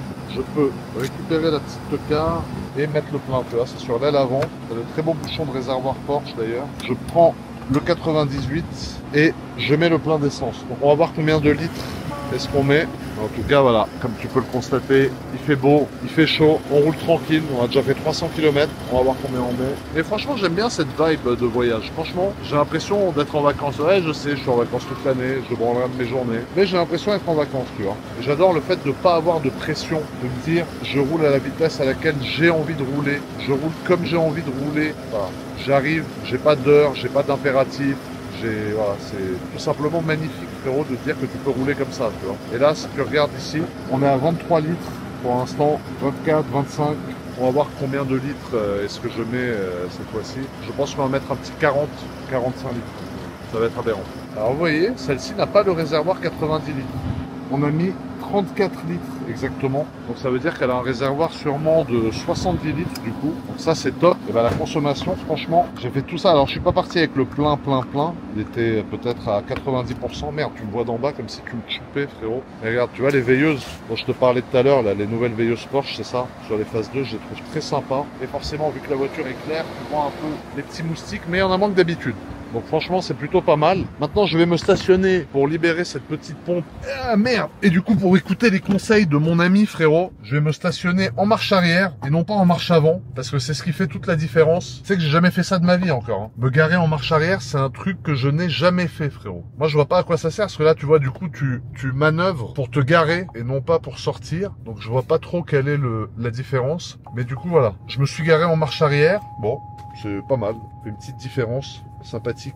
Je prends mes jeunes téléphones et place au déjeuner. Alors on va voir qu'est-ce qu'il y a de bon à manger dans cette petite station bien aberrante, frérot. Alors tu vois, apparemment la technique de la marche arrière, je crois que je suis le seul à l'appliquer, hein, parce que là tout le monde est garé en marche avant, frérot. Donc je suis pas sûr que ça marche vraiment, mais moi au moins j'ai appliqué le conseil qu'on m'a donné. Et là du coup je vais m'arrêter. Voilà, c'est une petite ancienne Franprix qui est ici, frérot, et on va pouvoir faire notre petit shopping à l'intérieur pour que je puisse enfin déjeuner parce que j'ai une dalle pas possible. Alors, il y a une petite musique et tout, frérot. Merde, ils vendent même de l'huile. Alors moi je vais essayer de manger un truc un peu comme d'hab, pas trop gras. Je pense qu'on va se faire un petit triangle comme à l'ancienne, frérot. Tu vois, t'as ceux-là là bien fait. Ah, le nom il est relou. Alors déjà, faut penser à s'hydrater. Ça c'est très important. Avec la chaleur du moment, frérot, il faut de l'eau. Moi pour l'énergie, je prends un petit Red Bull mais zéro parce que je suis à la diète, donc je limite un peu le sucre. Et ensuite, bah tu vois, t'as le choix avec pas mal de choses ici. Tu vois, t'as même des petites biscottes, frérot, Belvita. Non, mais en vrai, je pense que je vais rester sur les sandwichs. Les triangles, ça reste un classique. On sort de la petite aire, frérot. Maintenant, on va manger tranquillement et ensuite, on va reprendre la route. Et du coup, le fait d'être garé directement en marche arrière, bah, en effet, ça t'évite de manœuvrer pour sortir. Donc là, tu vois, on a remis le plein. Donc on a 634 km d'autonomie du coup avec le plein d'essence. Donc ça veut dire que tu vois, ça a bien augmenté parce que quand on est parti, ça nous indiquait 480 ou 490. Ça va? J'aime bien. Tu vas bien? Ça va bien. Ça va et toi, François? Ça va. Tout sur le réseau. Ouais. Tiens, c'est lui, tiens. Ouais, bien. ça va. Ouais, Merde, pardon, ça te filme à toi, excuse-moi. Merci. Désolé, ça t'a filmé à toi. Merci. Merde, le pauvre, ça l'a filmé en fait parce qu'elle a le face track. Frérot, cette caméra, c'est une plaie, frérot. Ça lui a enclenché le face track au frérot, miskin, c'est un bon. Ça va, merci François. Tu vois, les gens, ils sont gentils, putain, mais moi, je les kiffe. Ils sont cool. Tu vois, que regarde, il est venu, il a rien demandé. Ni une photo, ni rien. Il voulait juste me dire avec le smile qu'il kiffait ce que je fais. Je sais pas, frère, les gens, ils sont trop cool, frère. Aberrant, j'ai envie de lui prendre la bouche, frérot. Merde. Ah, mais c'est vrai, c'est aberrantissime, franchement. Ah là, tu vois, je vais me mettre là pour te montrer rapidement hein, qu'est-ce que j'ai acheté à manger. Alors, tu vas dire, j'ai acheté du halouf. C'est vrai que j'achète du halouf. Alors, en temps normal, j'essaye de limiter mes consommations de porc, frérot. Sachant que j'en suis déjà un. Alors, Red Bull 0. Ouais, 0, je sais, on sait pas si c'est bien, pas bien, mais bon. De l'eau, Evian, bien fraîche. Et là, chez Esso, j'ai réussi à trouver ces petits sandwichs qui ont l'air beaucoup mieux que les autres de d'habitude, parce qu'ils ont l'air un peu plus artisanaux que les autres. Donc, je vais goûter jambon emmental. Et pourquoi j'ai choisi jambon emmental? C'est parce que c'est ceux qui ont le plus pour 160 grammes de protéines. Pour 160 grammes, tu as 409 calories. Bon, ça, c'est quand même pas mal. Mais au moins, tu as 18 grammes de prot. Et c'est vrai que c'était dur de trouver autre chose avec autant de protéines, tu vois. Donc, j'en ai pris 2, parce que je suis un halouf, justement. Et ensuite, des petits biscuits Bjorg.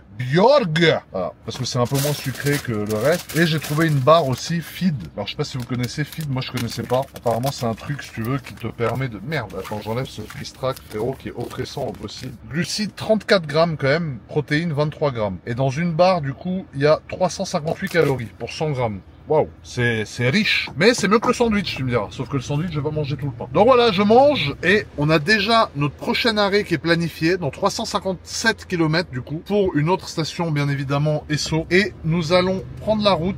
On devrait s'arrêter là-bas dans 3h19, soit à 18h01. Et à mon avis, on aura un peu moins de la moitié du plein. Et on pourra finir du coup notre petit bonhomme de chemin parce que je pense pas qu'il nous restera beaucoup de route ensuite. Mais nous reprenons la route, la famille. Regarde-moi ça, frérot. Consommation 8,4. Nous sommes en train d'abattre le 400e kilomètre. Nous sommes à 131 km/h. Nous avons 619 km d'autonomie alors qu'on a déjà fait depuis le plein. Alors attends, depuis qu'on a fait le plein, regarde, tu peux voir ici, depuis le dernier plein, ah oui, on est encore mieux, on est à 8,2 litres au 100, on a fait 90 km et il nous reste 620 km d'autonomie. Ça veut dire qu'en fait là, si je remets le plein, on est à 700 bornes d'autonomie avec un plein. La voiture est en train de s'adapter à son nouveau style de conduite, à sa nouvelle consommation. Donc voilà, depuis le dernier plein, on a fait 90 bornes, tu vois, depuis le départ, on a fait 398 bornes et franchement, la route se passe plutôt bien, hein, la famille. Honnêtement, ça se passe plutôt pas mal. Il nous reste 268 km pour notre prochain arrêt que j'ai planifié, frérot, hier, quand j'ai planifié tout mon trajet. Je pense qu'on mettra même pas un tiers de plein à cet arrêt-là. Et je pense que nous aurons fait un Paris-Nice avec un seul plein. Et pour l'instant, je suis en bonne voie pour relever le défi de Esso haut la main, frérot. Je pense que je vais les épater, frérot. Bon, on est quasiment à Lyon. Mais par contre, vous savez, en vrai, j'étais quand même choqué de me dire que certes, j'ai adopté un comportement responsable au volant, frérot. Ça, c'est une certitude. Mais ce qui est vrai aussi, c'est que cette 911 Targa GTS, elle a quand même un comportement hyper économe sur l'autoroute. Parce qu'il y a plein de voitures avec lesquelles j'aurais pu rouler à 130 tout le long. Ou si tu veux, j'aurais pas été à 8,2 litres au 100. Frérot, c'est presque la consommation d'un diesel. Je pense même un X5 diesel, ça consomme encore plus que ça. Je pense, hein, je sais pas, je suis pas un grand pro, mais dites-moi vous, vos consos, vos meilleurs consos les plus économes. Mais je trouve que pour une Targa de quasiment 600 chevaux, être en dessous des 9 litres et quasiment en dessous des 8 litres, c'est énorme. Ça prouve que Porsche ont su travailler des moteurs qui polluent moins, qui consomment moins, et qu'ils arrivent encore à perfectionner en fait ces moteurs qui sont déjà beaucoup perfectionnés. Donc bon, après voilà, ça passe par une suppression du bruit, ça passe par plein de choses, hein. Je crois que Porsche galère de plus en plus à sortir des moteurs qui tiennent les normes Euro. Je crois qu'on est à la norme Euro 282 000 depuis, ou bientôt tu n'auras plus le droit qu'à un cylindre. Mais Porsche arrive quand même à super bien se débrouiller parce que en 911, être à peine à 8 litres, franchement c'est bon.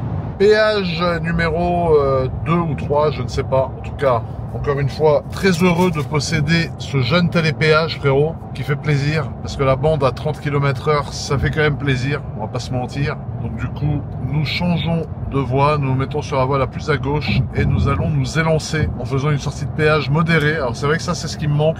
Hein, pour consommer le moins possible. Forcément, pour suivre le défi de Esso, frérot, je suis obligé de pas faire mes sorties de péage comme un bourrin. Ça, c'est vrai que ça me manque. Alors là, ah oui, là, il y a eu une bagarre là au péage. Les gens, ils changent de fil à la dernière minute pour gagner une voiture devant eux. Et du coup, encore une fois, insertion tranquille. Voilà, tranquillement, on s'insère tranquille et mille. Et ensuite, en fait, on est sorti de l'autoroute parce que nous allons prendre la sortie. Alors là, tu vois, ce monsieur, par exemple, reste à gauche alors qu'il n'a, en fait, à peu près rien à faire ici. Tu vois, il se fait dépasser par la droite, mais il reste à gauche. Donc ça, c'est plutôt pas mal. Et voilà, on lui demande de s'en aller gentiment. Il accepte.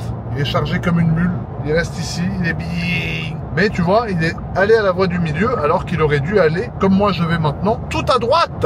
Je suis un pilote responsable, éco-responsable. Je siège sur la bande de la plus à droite et je ne consomme que 8 litres au 100. Je suis un exemplaire, un citoyen exemplaire, messieurs, dames. Comme en vrai, faut trouver un moyen un peu de kiffer, tu vois, de changer les idées. Pas forcément être en mode focus sur l'heure d'arrivée, tu vois. Faut prendre ça un peu comme un challenge, en fait, tu vois. Ça veut dire, je me dis, voilà, c'est mon défi. Là, j'ai 8.4. J'ai pas envie d'arriver qu'il y ait écrit 8.8, tu vois. Donc, c'est mon défi. Donc, je mets tout en œuvre pour le tenir. Wesh, les Lyonnais, regardez les Lyonnais, on est où les Lyonnais? On passe dans votre tunnel, le tunnel que je fracture, le tunnel sous Fourvière, le tunnel que normalement je tabasse, le tunnel qu'aujourd'hui je ne vais pas pouvoir tabasser, car aujourd'hui mon but est de rester sous les 9 litres au 100, donc du coup je vais rouler à 2 à l'heure, et dans tous les cas je pense qu'il y a un bouchon dans ce magnifique tunnel. Non mais c'est vrai que la famille, normalement ce tunnel, j'adore le tabasser, tu vois, mais dans une logique de pollution minimale et dans une logique de consommation minimale, c'est la première fois de ma vie que je vais passer dans ce tunnel en full thermique avec un véhicule de type sportif et que je ne vais pas mettre des grands coups de gaz comme un ahuri.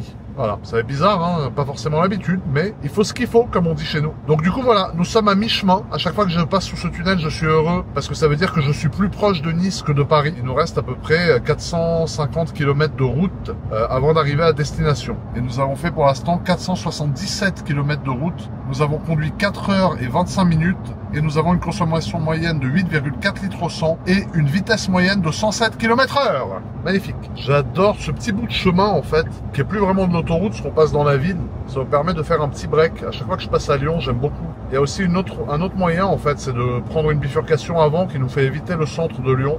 Mais moi j'aime bien prendre le centre de Lyon. À chaque fois, ça marque une étape, frérot, dans mon trajet. Il est actuellement 16h09. Et notre prochain arrêt se déroulera dans 187 km, soit 1h42 de route à peu près, soit 17h51.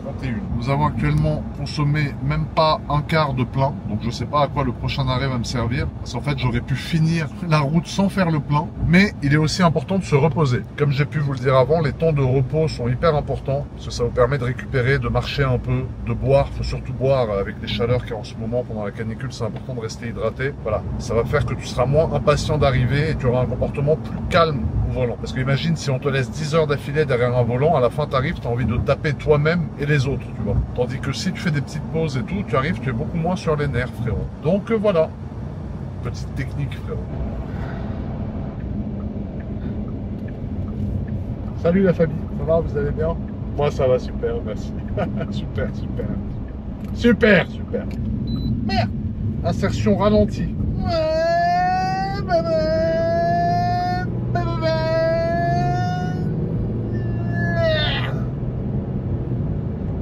Là, je suis qu'à 50, c'est bon.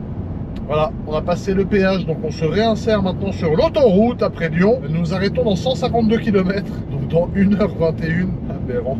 Normalement, 152 km, c'est plus 45 minutes. Ah, mais bon. Non, mais en vrai, trêve de plaisanterie, ouais. 152 bornes, 1h21 minutes avant le prochain arrêt. Et ensuite, nous n'aurons plus qu'un arrêt, ça sera la destination. Donc, on se tient à notre rythme comme d'habitude. Quand je vais m'arrêter dans 150 bornes, je vais acheter de l'eau parce que je commence à avoir soif. Et là, il me reste un peu d'eau, mais elle a pris chaud. En fait, elle était dans le soleil. Elle était sur la chaise, mais dans le soleil, tu vois. Mais du coup, la police en civil à ma gauche. Je sais pas si vous voyez à la GoPro. Ils ont le panneau police baissé sur le pare-soleil, frérot. Bon, une fois, j'ai rien à m'approcher, j'ai envie de te dire, j'ai l'esprit plutôt tranquille. Non. Mais non, c'est la jeune police avec leur petit gyrophare. Et ce qui est drôle, c'est que quand il y a eu le radar, ils ont piné pour ralentir. Mais c'est un truc frigorifique, donc c'est un peu inquiétant par contre. Peut-être c'est la police scientifique. Putain. Du coup, voilà, bon, on continue à... Je ferme ma gueule, je parle trop pour rien. Alors là, il y a la fourgonnette qui est garée là sur le bas-côté qui vient d'éclater un pneu. Mais là, ça s'est passé à l'instant. Un pneu arrière droit, tu sais, avec les chaleurs qu'il fait, c'est hyper important comme je vous disais, parce que là tu sais qu'on a failli se faire un carambolage, hein. C'est hyper important de vérifier en fait tes pneus, l'état de tes pneus, parce que si tu as des pneus qui sont trop gonflés alors qu'ils sont trop usés, ils vont avoir tendance à exploser avec la chaleur, parce que là il fait 41 degrés à l'extérieur, et là le mec a explosé son pneu littéralement devant nous. Donc tu as le mec derrière qui s'est pris le pneu dans le pare-brise, ça lui a éclaté le pare-brise. Donc voilà, faut faire hyper méfiant et faut faire super gaffe à la pression des pneus et à l'état de vos pneus avant de prendre la route. C'est très important la famille. La famille dehors, il fait 41 degrés à 17 h. Donc quand ils nous ont parlé de canicule, c'était pas des lol, hein. 41 degrés à 17h05. Imagine ce que c'était à midi et demi, frérot. Ça devait être 45. On n'est même pas au mois de juillet, hein.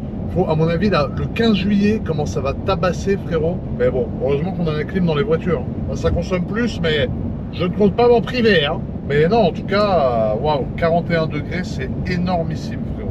Nous sommes à 68 km, la famille, de notre prochaine pause, à laquelle je suis censé mettre le plein. Mais comment vous expliquer que j'ai 2/3 de réservoirs qui sont remplis? On aura fait à ce moment-là 330 km de route.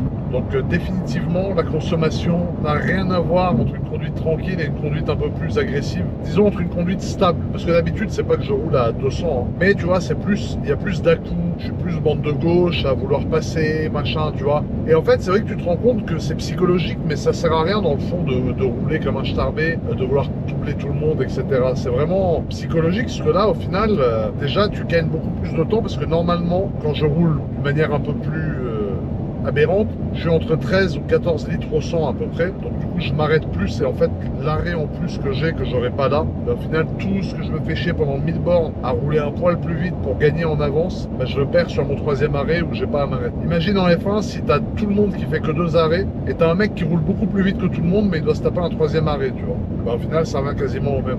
456 km d'autonomie en étant au-dessus de la moitié du réservoir. Ça veut dire que j'ai jamais eu autant d'autonomie pour cette quantité d'essence, je pense. Donc c'est très positif. Je m'enseigne et je m'instruis, les amis. Après, c'est vrai que maintenant que je suis dans une gamberge sur cette vidéo de comment consommer le moins possible, quand je vois toutes les voitures, tu sais, avec les galeries sur le toit, ou alors les voitures, tu sais, hyper rabaissées, chargées à mort, apparemment, 100 kg de poids en plus dans une voiture, ça rajoute entre 5 à 10% de consommation en plus, tu vois. Et quand je vois à combien on arrive à tomber, je suis sûr que je peux améliorer encore, parce que là, je suis à 8,4, mais je suis sûr que si je roulais genre à 120, 122, 123, j'aurais pu être à 7,9, tu vois. Tu peux toujours faire mieux, en fait, en consommation, et c'est pour ça que le poids des voitures, malgré tout, ça reste important de calculer, en fait, qu'est-ce qu'on met dans la voiture, tu vois. Quand tu as un RS6 vide ou un RS6 rempli à mort, à mon avis, tu as facile 25% de consommation en plus. Vu ce que tu peux mettre dans le coffre, si tu as une galerie sur le toit, plus ça, plus ça, plus ça, ça va super vite, tu vois. En tout cas, en ce qui me concerne, pour 7,3 km, on s'arrête à l'aire de Mornas Village. Ça sera notre dernier arrêt avant notre arrivée. Donc, ça sera tout simplement magnifique. On a fait pour l'instant 662 km. On a conduit 5h52 minutes et on a une vitesse moyenne de 111 km par heure. Donc c'est plutôt pas mal. Il est actuellement 17h33 et on arrive vers 20h30 à peu près. Si Dieu veut qu'on arrive, bien sûr, parce que s'il veut pas qu'on arrive, bah on n'arrive pas. Ça peut aller très vite dans la vie. Ça va être un arrêt rapide, pause pipi, petit grignotage. Évidemment, on va remettre le plein parce que du coup, on est à la moitié, il nous reste 394 km d'autonomie. On aurait vraiment pu finir avec ce même plein, mais j'aime pas arriver vite. Et dans tous les cas, c'est hyper important de s'arrêter un peu. Et plus ton corps est fatigué, moins tu auras des réflexes, moins tu auras de la concentration, plus tu vas être déconcentré, plus tu risques de t'endormir au volant. Donc faut faire vraiment attention. C'est pas une vidéo prévention routière, mais je me dis, tant qu'on m'a lancé ce défi, autant le faire jusqu'au bout. Et vraiment faire le trajet dans les règles de l'art, tu vois. Et pour moi, quand tu fais 1000 bornes, t'as minimum 2 arrêts à faire. Alors si t'es un warrior, que t'es un mec qui t'endort jamais au volant, t'en fais qu'un. Mais tu vois, si... Voilà, t'as compris. 2 arrêts, c'est quand même mieux. Aire de Mornas Village. Ça a l'air d'être une belle aire, parce que regardez, je vous montre à l'autre caméra. Regardez le décor dans lequel nous sommes. Nous sommes dans une espèce de vallée, parce que là, on va commencer à arriver un peu vers les Bouches-du-Rhône. Et après, il y aura le Var, etc. Donc, on va avoir un paysage de plus en plus montagneux. Là, dans 2,6 km, nous sortirons. Ça va être une aire, je pense, qui va être plutôt pas mal. Mais je crois que je vois laquelle c'est, si je ne dis pas de bêtises. En tout cas, regardez ce récif. Ce récif rocheux, frérot, où je vois déjà Inox en train de grimper ce jeune récif sans son pantalon avec son immense bullzer, frérot. Il pourrait même monter sans les mains. Et il y a un château en haut. Alors je sais pas ce que c'est la famille, si vous savez ce que c'est, dites-moi. Forteresse de Mornas, voilà. De Morna ou de Mornas. On a une autre Porsche, c'est une Targa, mais cette fois-ci une S, pas une GTS. Et voilà, on s'arrête chez Esso encore une fois. On sort dans 800 mètres, donc on met notre jeune clignotant. Mornas Village, c'est parti. Hop, hop, hop, hop, hop. On va mettre le plein d'essence, même s'il n'y a pas vraiment besoin, tu vois, il nous reste un peu plus que la moitié. Mais on va faire une petite pause, un petit café. Il faut bien s'hydrater avec de l'eau. Des fois, je dis se déshydrater. Mais en fait, se déshydrater, non, c'est parce que je confonds avec se désaltérer, tu vois. J'ai un cerveau qui est pas non plus énormissime, tu vois, frérot. Donc là, il y a un petit bouchon avec le camping-car du Seigneur, comme avec Inox quand j'ai fait 7 jours en camping-car, frérot, au rythme de 800 km par jour au minimum, c'était aberrant. Mais là, l'aire de Mornas Village est une grande aire. Hein. Ici, t'as les jeunes routiers. Putain, ils sont balèzes aujourd'hui, wesh. Oh, c'est des routiers à la testostérone. Zumbi, lui, il est immense, le frérot. Il a une bétonnière, le frérot. Non, mais c'est vrai, parce que les routiers peuvent pas rouler, en fait, le dimanche, donc c'est leur jour de repos. C'est aussi pour ça que j'aime bien rouler le dimanche, c'est parce qu'il n'y a pas tous les camions. Tu vois, la preuve, ils sont arrêtés, ils ouvrent tous les portes, ils kiffent leur journée tranquille. Et nous arrivons chez Esso, avec une belle station qui n'est pas rouge et blanche cette fois-ci. Et on n'oublie pas qu'on a la trappe à essence à droite et non pas à gauche comme sur la majorité des autres voitures. On a le choix, hein. On a du gasoil, Suprême Plus gasoil, on a de l'éthanol au 85, on a du 95 et on a du 98. Donc là, on a vraiment une multitude de choix, frérot. Tu vois, j'ai fait mon petit sac poubelle tout à l'heure. Ce qui est important aussi sur l'autoroute, c'est de ne pas jeter des déchets sur la voie ou par terre, il y a des poubelles. Ensuite, tu prends la clé, tu prends les téléphones. Moi, personnellement, je te déconseille de laisser tes affaires dans la voiture sur l'autoroute. Wow, ça fait du bien, frérot. Oh putain, j'en pouvais plus. Tu vois, ça fait du bien de marcher un peu. Et c'est l'air où je m'étais déjà arrêté à l'époque avec le Taycan. J'avais rechargé là-bas. Alors, de nouveau, la petite car. On la rentre. Alors, bien évidemment, je mets du 98. Je vais faire mon code. Attends, mon frérot. Ils sont en train de vérifier ma jeune carte. Je ne veux pas de refus. Non merci. Je récupère la carte et je vais mettre l'essence. Encore une fois, la trappe est là. On ouvre, on met ça dans le petit bouchon aberrant et on met du 98. Ça va et toi? Merci, merci beaucoup. Merci. Alors regardez, on va voir combien de litres on met. Moi je mise sur à peu près pareil que tout à l'heure. Je dirais entre 30 et 40. Peut-être 33, 34. Donc nous allons voir, mais en tout cas pas énormément. Allez, la barre des 20 litres est passée mon ami.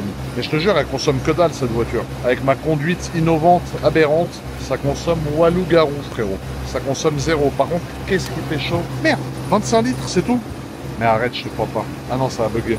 Ah non, non, même pas 30 litres, putain, mais c'est exceptionnel. Voilà, 30 litres d'essence la famille. Donc j'ai mis 37 litres la première fois. Je viens de remettre 30. Donc en tout, je pense que j'aurais consommé à peu près une 60aine de litres d'essence pour faire tout le trajet. Donc c'est tout simplement exceptionnel. Ça consomme que dalle. Je ne sais pas si c'est ma conduite qui est aberrante ou si c'est la consommation de ma voiture qui est viteuse. Mais en tout cas, regardez. Même quand tu roules moins vite, tu as moins de moucherons qui viennent sur tout l'avant de la voiture. Mais là, il fait tellement chaud, je pense qu'il dort. Mais en tout cas, voilà, la voiture est quand même pas mal. Tu vois, en targa, en GTS, comme ça, avec les pare-chocs avant, arrière, bien énervé. Regarde-moi ça. Regarde-moi la trogne de la voiture. Quel kiff de faire de la route avec ça. Et du coup, on se dirige à la station essence, parce que je vais acheter un peu d'eau. Je vais aller pisser un petit coup, frérot. Ah bah tu vois, là, on peut même trier les déchets. Ils ont même des poubelles pour trier les déchets chez Esso. Donc du coup, tu as tout ce qui est bouteille, canette, ça va dans cette bouteille. Et tout le reste, ça va dans l'autre. Voilà. Là, tu peux même trier tes déchets, donc ça, c'est bien. Et ensuite, on va aller s'acheter des petits trucs à graille. Ah ouais, t'as même Pizza Hut. Putain, merde. C'est un supermarché, frérot. Ah, mais c'est celle où je me suis arrêté. C'est celle où je me suis arrêté dans je sais plus quelle vidéo. Il y avait la brioche qui tirait la gueule là. Merde. Je crois qu'ils les ont enlevés après ma vidéo de la dernière fois, frérot. C'est la brioche, Charles. Essaye de la remettre le rush, frérot. Je crois que c'était dans les 1000 bornes avec le Taycan. Il y avait une espèce de brioche qui faisait rup de ouf. Regarde, le petit Suisse de Valence, il tire la gueule, frérot. Il a un œil qui dit merde à l'autre, frérot. Aberrant, le biscuit, il fait 1 mètre de haut, frérot. Et il a un nom qui est très tuning. Je m'arrête souvent chez Esso. Tu vois, même dans mes vidéos d'avant. Bon, du coup, ce qu'il me faut là, c'est surtout... Ah oui, non, c'est à boire. Donc c'est là, de l'eau, la Geneviève bien aberrante. Ensuite, à manger... Je pense que je vais attendre d'arriver chez moi. Hein. Ou alors s'il y a des barres protéinées, c'est pas mal. Des petites barres protéinées, frérot. Qu'est-ce qu'il y a de protéiné ici? Des petites amandes. Ah voilà, les petites amandes, c'est une bonne idée. Amandes grillées, beau fumé. Ça va, Frangin? Ça va? Ça va et toi, Frangin? Ça va? Merde!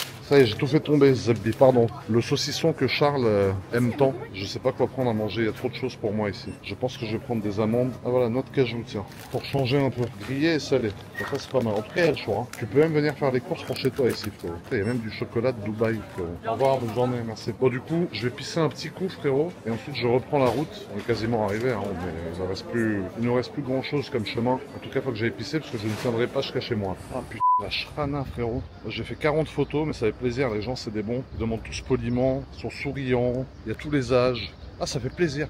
C'est une chance quand même. Hein. Faut se dire que c'est une chance, tu vois. C'est pas un dû, c'est une chance. C'est grâce à eux qu'on est là. En plus, ils sont gentils, c'est exceptionnel, frérot. Et là, du coup, on repart. Donc, je vais prendre un câble pour charger mon téléphone parce que je l'avais oublié. Donc, j'ai quasiment plus de batterie. Et je vais utiliser la technique d'Akram. Regarde. C'est dingue, il m'a appris un truc de ouf. Regarde ça. Est-ce que t'as déjà vu 703 km d'autonomie sur une de 911, frérot? Mais attends, c'est quand même exceptionnel d'avoir 703 km. Il y a quasiment 1000 bornes d'autonomie ici. Mais c'est incroyable, frérot. C'est un cheat code. Oh, l'économie. Là, je te dis, je vais arriver à Monaco avec 60 litres d'essence. 37 et quelques tout à l'heure, et là, 30. C'est incroyable. Et je vais arriver avec quasiment le plein, hein. Enfin, avec le 3/4, quoi. Donc, non, ça va être oufissime. C'est exceptionnel. Là, voilà, démarrer, on reprend la route. Donc cette fois-ci, tu vois, il nous reste uniquement 281 km pour arriver. Donc c'est quasiment rien du tout. 281 km et on est censé arriver vers 20h36, tu vois. Donc c'est top, le trajet se passe super bien. On a fait les deux tiers de la route. Il nous reste plus qu'un petit tiers. Franchement, je suis super content de la tournure de ce trajet. Ça m'aura coûté que dalle, frérot. Ça m'aurait coûté encore moins qu'un billet de train, frérot. Alors nous arrivons dans un petit bouchon. D'ailleurs, je vais mettre mes warnings pour alerter les personnes derrière moi. Tu en étais toujours à 8 litres et demi. Bon là, les petits bouchons, ça arrive. Je sais pas ce qui se passe. J'espère qu'il n'y a pas eu d'accident. En tout cas, c'est quand même bizarre que ça bouchonne un dimanche après-midi. Encore plus à ce niveau-là. On va arriver vers Aix-en-Provence, Marseille. Comme tu peux le constater, il nous reste que 203 km. Et on nous indique que ce bouchon là, tu vois, sur le panneau là-haut, se termine dans 4 km. Donc dans 4 km, ce bouchon sera terminé. Je ne sais franchement pas qu'est-ce qui a bien pu se passer. Mais bon, on continue hein, tranquillement. Après, voilà, bouchon ou pas, c'est pas grave. C'est important d'être courtois. Tu vois, par exemple, lui, ça se rabat. Je vais le laisser passer. Tu vois, ça, c'est des gens, il y a des gens, ils ne savent pas faire ça. C'est-à-dire là, ils auraient collé la voiture de devant pour empêcher le frangin avec sa petite Kia bien aberrante de passer. À la courtoisie, on laisse passer la personne. C'est pas grave. Si je le bloque, je vais pas gagner 500 €. Ah, tu vois, il vient tranquille, il passe. Le start and stop de la voiture s'est activé tout à fait tranquillement.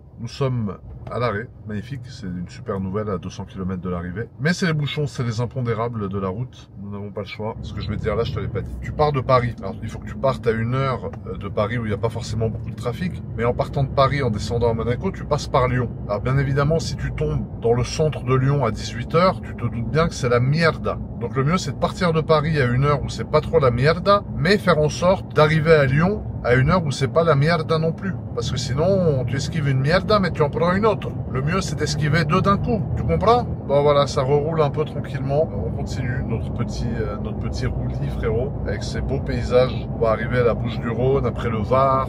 Ça va être tout simplement magnifique. Juste, voilà, vous voyez les pompiers en face. Déjà, un grand merci à eux. Un grand merci aux pompiers d'être là. En plus de ça, en plus du respect qu'on doit aux pompiers et de les remercier d'exister, c'est important de ne pas jeter ces mégots de cigarettes par la fenêtre dans des zones boisées comme ça. Parce que tu te doutes bien que quand il fait 42 degrés, comme là maintenant, et ben forcément, ça flambe. Et qui dit ça flambe dit les gentils pompiers sont mandatés pour venir éteindre ce qui flambe. Ce qui dit que ça met en danger la vie de ces gentils pompiers qui ont une famille, une femme, des enfants qui les attendent à la maison. Parce que toi, t'as décidé de jeter un mégot par la fenêtre.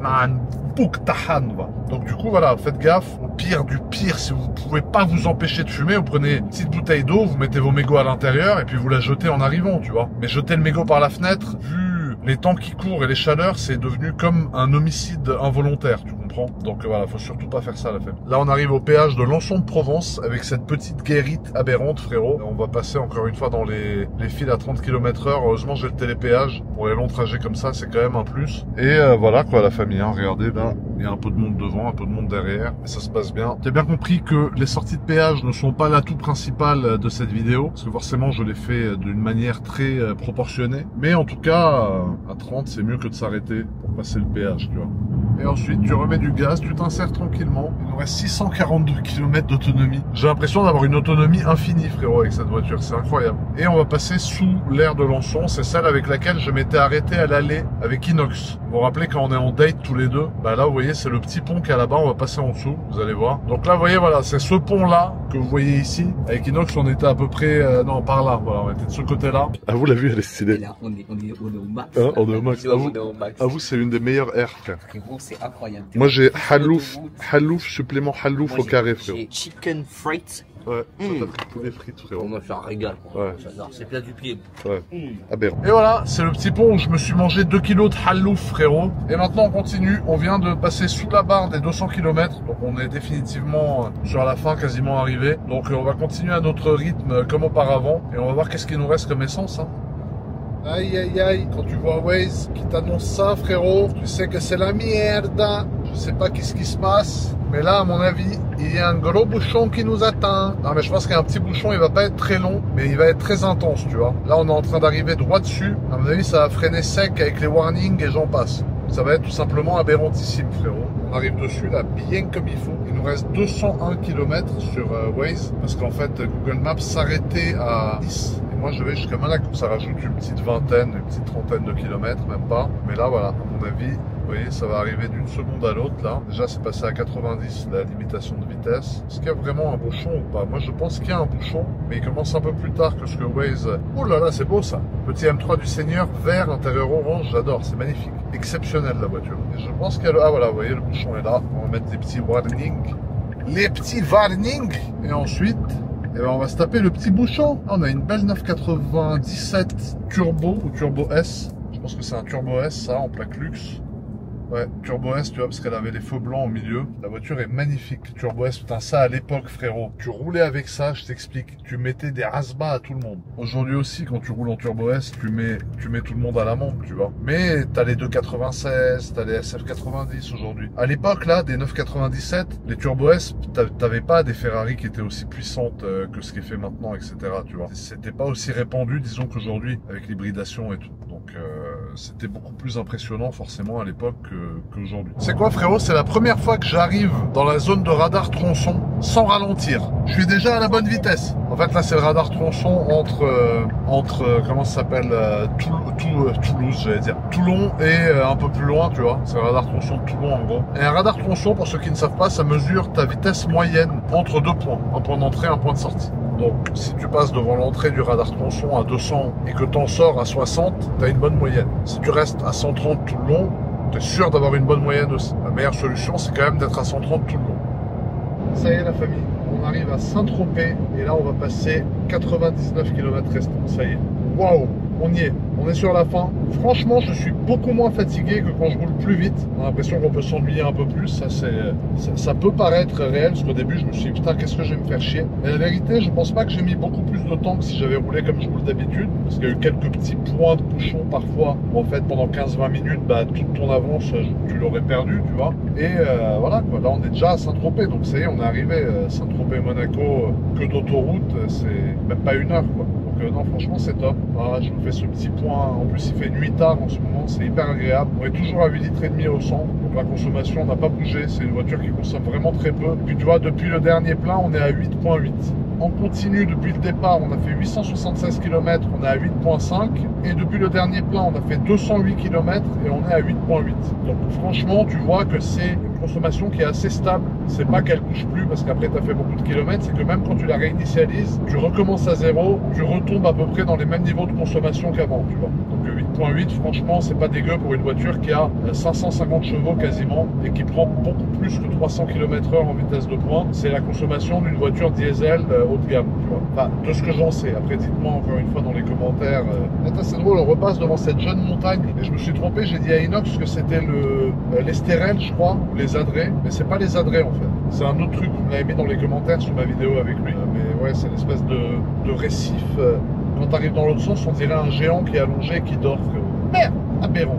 Alors vous voyez la famille, je vous parlais des pneus pendant le départ. Alors ici chez Porsche, on a la pression des pneus qui est affichée en direct. Donc on a un pneu qui est quand même à 64 degrés. Donc on se rend compte qu'il fait très très chaud dehors. Et encore, on roule à 130, on roule pas extrêmement vite. Donc c'est pour ça que je vous dis, quand vous avez les pneus fatigués, ça peut les faire péter. Et niveau pression, on est bon. On est à 2,8 devant, 3,2 derrière. C'est ce qui est préconisé par Porsche. Donc voilà, faut juste surveiller un peu la température des pneus. Même si c'est des pneus qui sont très récents, il n'y a aucun risque. Mais pour vous, si jamais c'est des pneus qui ont déjà 10, 15 000 km, vérifiez vraiment température des pneus, pression des pneus. Que ça soit pour la consommation ou alors même pour votre sécurité à vous. Avoir un pneu qui pète, c'est quand même un peu problématique. Donc c'est important de bien vérifier, la famille. Je vais appeler le tonton, on va voir s'il répond. Ça aussi, ça peut être une solution pour passer le temps sur l'autoroute. L'immense coiffeur tonton, frérot, il a rien à carrer, frérot. On m'a mis un râteau, frérot, ma technique a même pas fonctionné. Non mais c'est vrai, être avec un pote au bigot sur les 100 derniers kilomètres, ça aide, tu vois. J'ai pas d'amis, nah, qu'est-ce que tu veux que je te dise? Merde! Le tonton, il me rappelle. Allô? Yallah, je suis en train de filmer la vidéo, Comment vas-tu? Ça va et toi, Yakuna? Ça ne va pas du tout, ça fait 12 heures que je suis en plein cagnard, Habibé. Je t'avais prévenu, Habibé. Toi, tu es un lâcheur, tu devais venir dans un siège bébé, Habibé, sur la banquette arrière. Anna, je devais être derrière dans la verrière, Habibé. Ah, c'est relou. La verrière, ah ouais, la verrière, quand t'es dedans, tu passes un sale quart d'heure, frère. Ah, c'est relou, il doit faire 47 degrés. Mais c'est vrai, en fait, tu sais que je viens d'y penser, mais t'as raison, frère. Devant, on a le toit évidemment, frérot. Mais frérot, derrière, dans la verrière du Seigneur, frérot, comment t'es en enfer, à mon avis. Mais imagine maintenant un nouveau-né. Ah, c'est relou. Il dodie, frère, toi t'es là sur l'autoroute pour aller à Toulouse. Ah, c'est relou. L'autre, il se prend des radiations, frère, pas du tout. Ah, c'est horrible, frérot. Ah non, il arrive, c'est un michoui. Ah, c'est relou. Ente, tu ne dors pas, Yakon. J'allais dormir, je me frottais le zik avant. Ana badik kebeneye, yalla, bring me, habibi. Ah, je peux virer la Kébénéyé qui est restée 7 heures au cagnard. Imagine, tu transportes Ah, la Kébénéyé sur la banquette arrière, sans plexiglas, frérot. Ah, c'est T'as drôle. pas le fou et tu te la cognes sur une aire d'autoroute. Ah, c'est relou, Ah, de frère. ouf, frère. Ah, Ah, frérot, t'es passé chez Aldi One avant de descendre. Ah, c'est Toute la vrai. plage arrière, elle est pleine de médecins, frérot, Ah, c'est qui prennent les radiations solaires. ah, c'est relou. Ah, je de peux ouf. crever. Yallah. T'arrives à Marseille, frérot. T'arrives à Tu te fais Seymour. un petit encas, c'est relou. Ah ouais, tu manges le Kébénéyé, frérot, il est chaud, il est à 42 degrés, frérot, en température de viande crue, frérot, tu vas en enfer direct. Ah, la guerre. Ah, ça m'a donné la gerbe. Ouais, je crois que t'arrives à Monaco avec le SMUR, frérot. Ouais, de ouf, tu rentres plus vite que prévu. Ah, c'est relou, frère. C'est nul. Ça m'a, je te jure, ça m'a fait mal au ventre d'y Et penser. bien sûr, tu sais, il me reste 600 Hey. km. J'aimerais beaucoup que tu les passes avec moi au téléphone. Mais qu'est-ce Attends, que- combien de temps il reste? Il me reste 600 bornes, Habib. T'as pas avancé ou quoi? Bah oui, non, c'est vrai, tu roules tranquille. Anna, je suis parti en Autriche-Hongrie, Habib. Habib, et normalement. Habib, et tu le fais très vite. Habib. Là, c'est faux, d'habitude, je mets 13 heures, Habib, et je ne vois pas de quoi tu parles, Habib. Normalement, Ente, tu roules à tombeau ouvert. Habib. Ah, c'est relou de ouf. Anna, Habib, je commence à perdre mes nerfs, Habib, au bout de 18 heures de route. Ils ont Merde, merde. hier. Il y a eu quoi hier? Ah, le réseau, il est mort. Allô? Eh, Allô?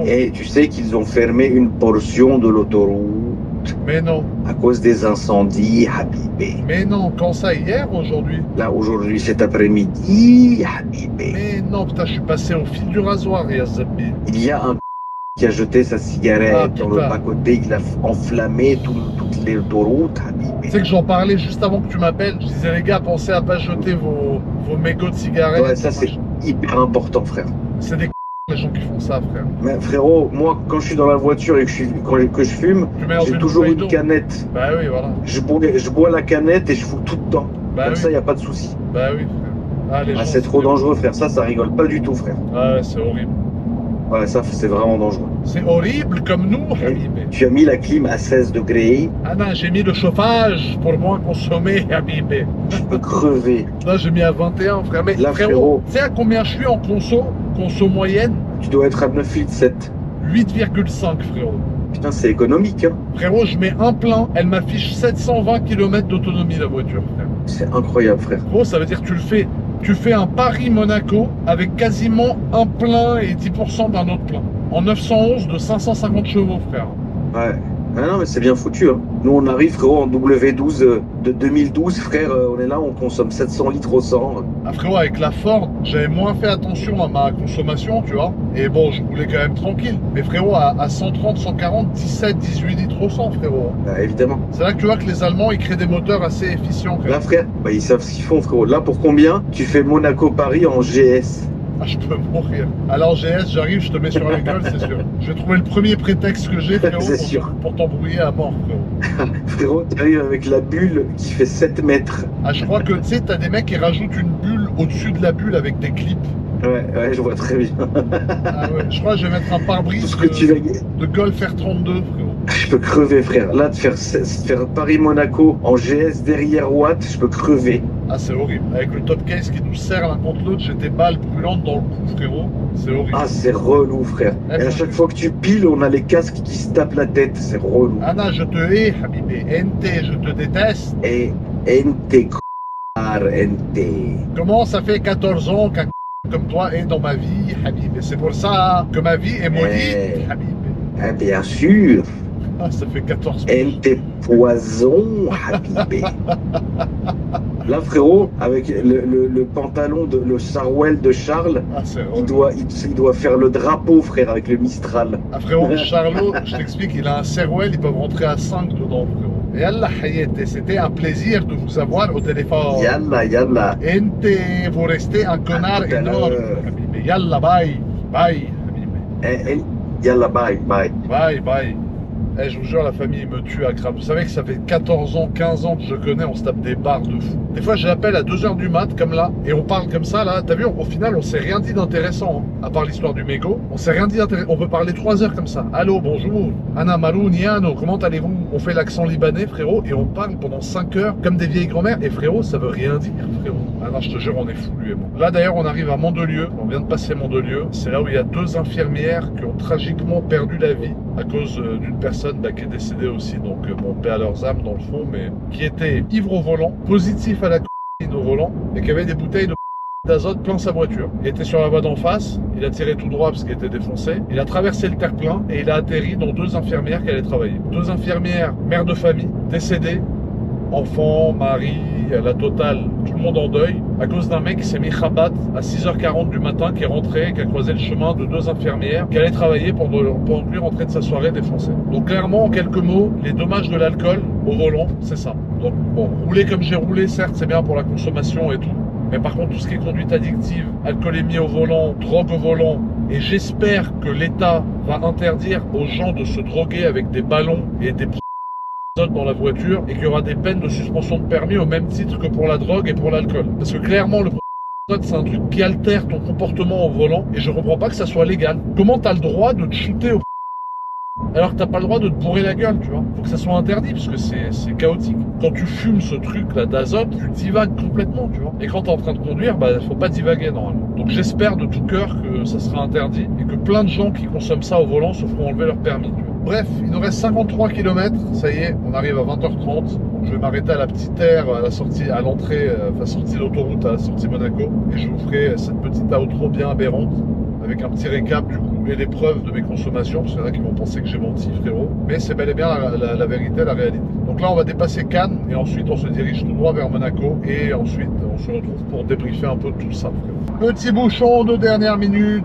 Alors ça ralentit souvent à cet endroit-là, d'ailleurs il y a beaucoup de carambolage chaque fois, parce que les gens, c'est un trafic qui est très en accordéon, pardon, ici. Mais là c'est un petit ralentissement, ça n'a pas l'air de s'arrêter. Mais voilà les amis, quand il y a les bouchons, toujours mettez un coup de warning pour les gens derrière, pour leur signaler que ça ralentit, parce que si l'autre il arrive à placard, frérot, et toi t'es là en train de siroter une granita à la fraise et qui te pare-choque la gueule, c'est un peu relou. Donc voilà, ça ralentit tranquille, 41 km, on y est bientôt, c'est la fin, je suis en forme, j'ai l'impression que j'ai même pas fait de route, magnifique. Voilà la famille, nous arrivons, nous passons le dernier tunnel. Du coup, on va sortir à la sortie Monaco. Vous voyez, on n'est pas pressé jusqu'à la fin, hein, 78 km/h, frérot, tranquille. Ah, lui, il a pilé, frérot, on aurait dit, il a vu la dame blanche alors qu'il y avait personne devant. On va s'arrêter à la petite aire qui est juste après le péage et on fait le débrief et l'outro de cette vidéo qui était aberrante, frérot. Voilà, alors regarde, je vais faire un petit kiff avant de te faire l'outro, frérot. Oh là là, qu'est-ce que c'est bien. Oh là là, le côté targa, là, regarde, voilà. Et tu vois, toi, t'es encore dans ton petit cocon, tu vois. Parce que c'est pas un vrai cab, parce qu'un vrai cab, t'as toute la partie derrière ma tête qui serait baissée aussi. Là, t'es juste un grand toit ouvrant, frérot. Et maintenant qu'on est en cab, on coupe la climatisation parce que ça sert plus à rien, il fait bon dehors, ça y est. On va faire un petit débrief sur ce trajet. Alors regardez, ici, vous avez toutes les informations. J'ai pas triché, j'ai pas réinitialisé le truc. J'ai fait 967,1 km. J'ai une moyenne de 8,6 litres au 100. J'ai roulé à une vitesse moyenne de 111 km/h. Et j'ai fait 8 h 33 de route exactement. J'arrive avec un demi-plein plus, entre guillemets, 408 km d'autonomie. Donc à mon avis, là, si je remets le plein, je pense qu'on sera à 750 ou 760 km d'autonomie. Et si je vous mets depuis le dernier plein, j'ai fait 300 km et j'étais à une moyenne de 9 litres au 100, sachant que c'est normal parce que, si vous voulez, la route monte beaucoup quand vous commencez à approcher après Saint-Tropez, Monaco, etc. Il y a beaucoup de montées. Donc, en gros, la famille, je viens d'apprendre que je pouvais faire des Paris-Nice pour même pas 100 € d'essence à peu près. Voilà, 100 balles d'essence, c'est quand même très raisonnable pour faire un Paris-Nice. Ensuite, en péage, je sais pas combien ça a coûté exactement. Faudra que je regarde, mais je pense que c'est une petite 70 d'euros. En tout cas, ça m'a fait plaisir. Je remercie SO de m'avoir lancé ce défi qui était très agréable à faire. Je suis content parce que je pense que je le referai même caméra off. Je roulerai plus tranquillement. Je pense que ça m'a appris un peu une nouvelle façon de rouler qui est assez intéressante. Et surtout, c'est quand même des petites économies qui ne sont pas négligeables, frérot. En tout cas, merci à SO pour, du coup, l'opportunité. Un grand merci à vous d'avoir regardé cette vidéo. J'espère qu'elle vous a plu. N'hésitez pas à me dire dans les commentaires. Je vous remercie la famille. Prenez soin de vous et à très vite pour une nouvelle vidéo, les frangins, les frangines.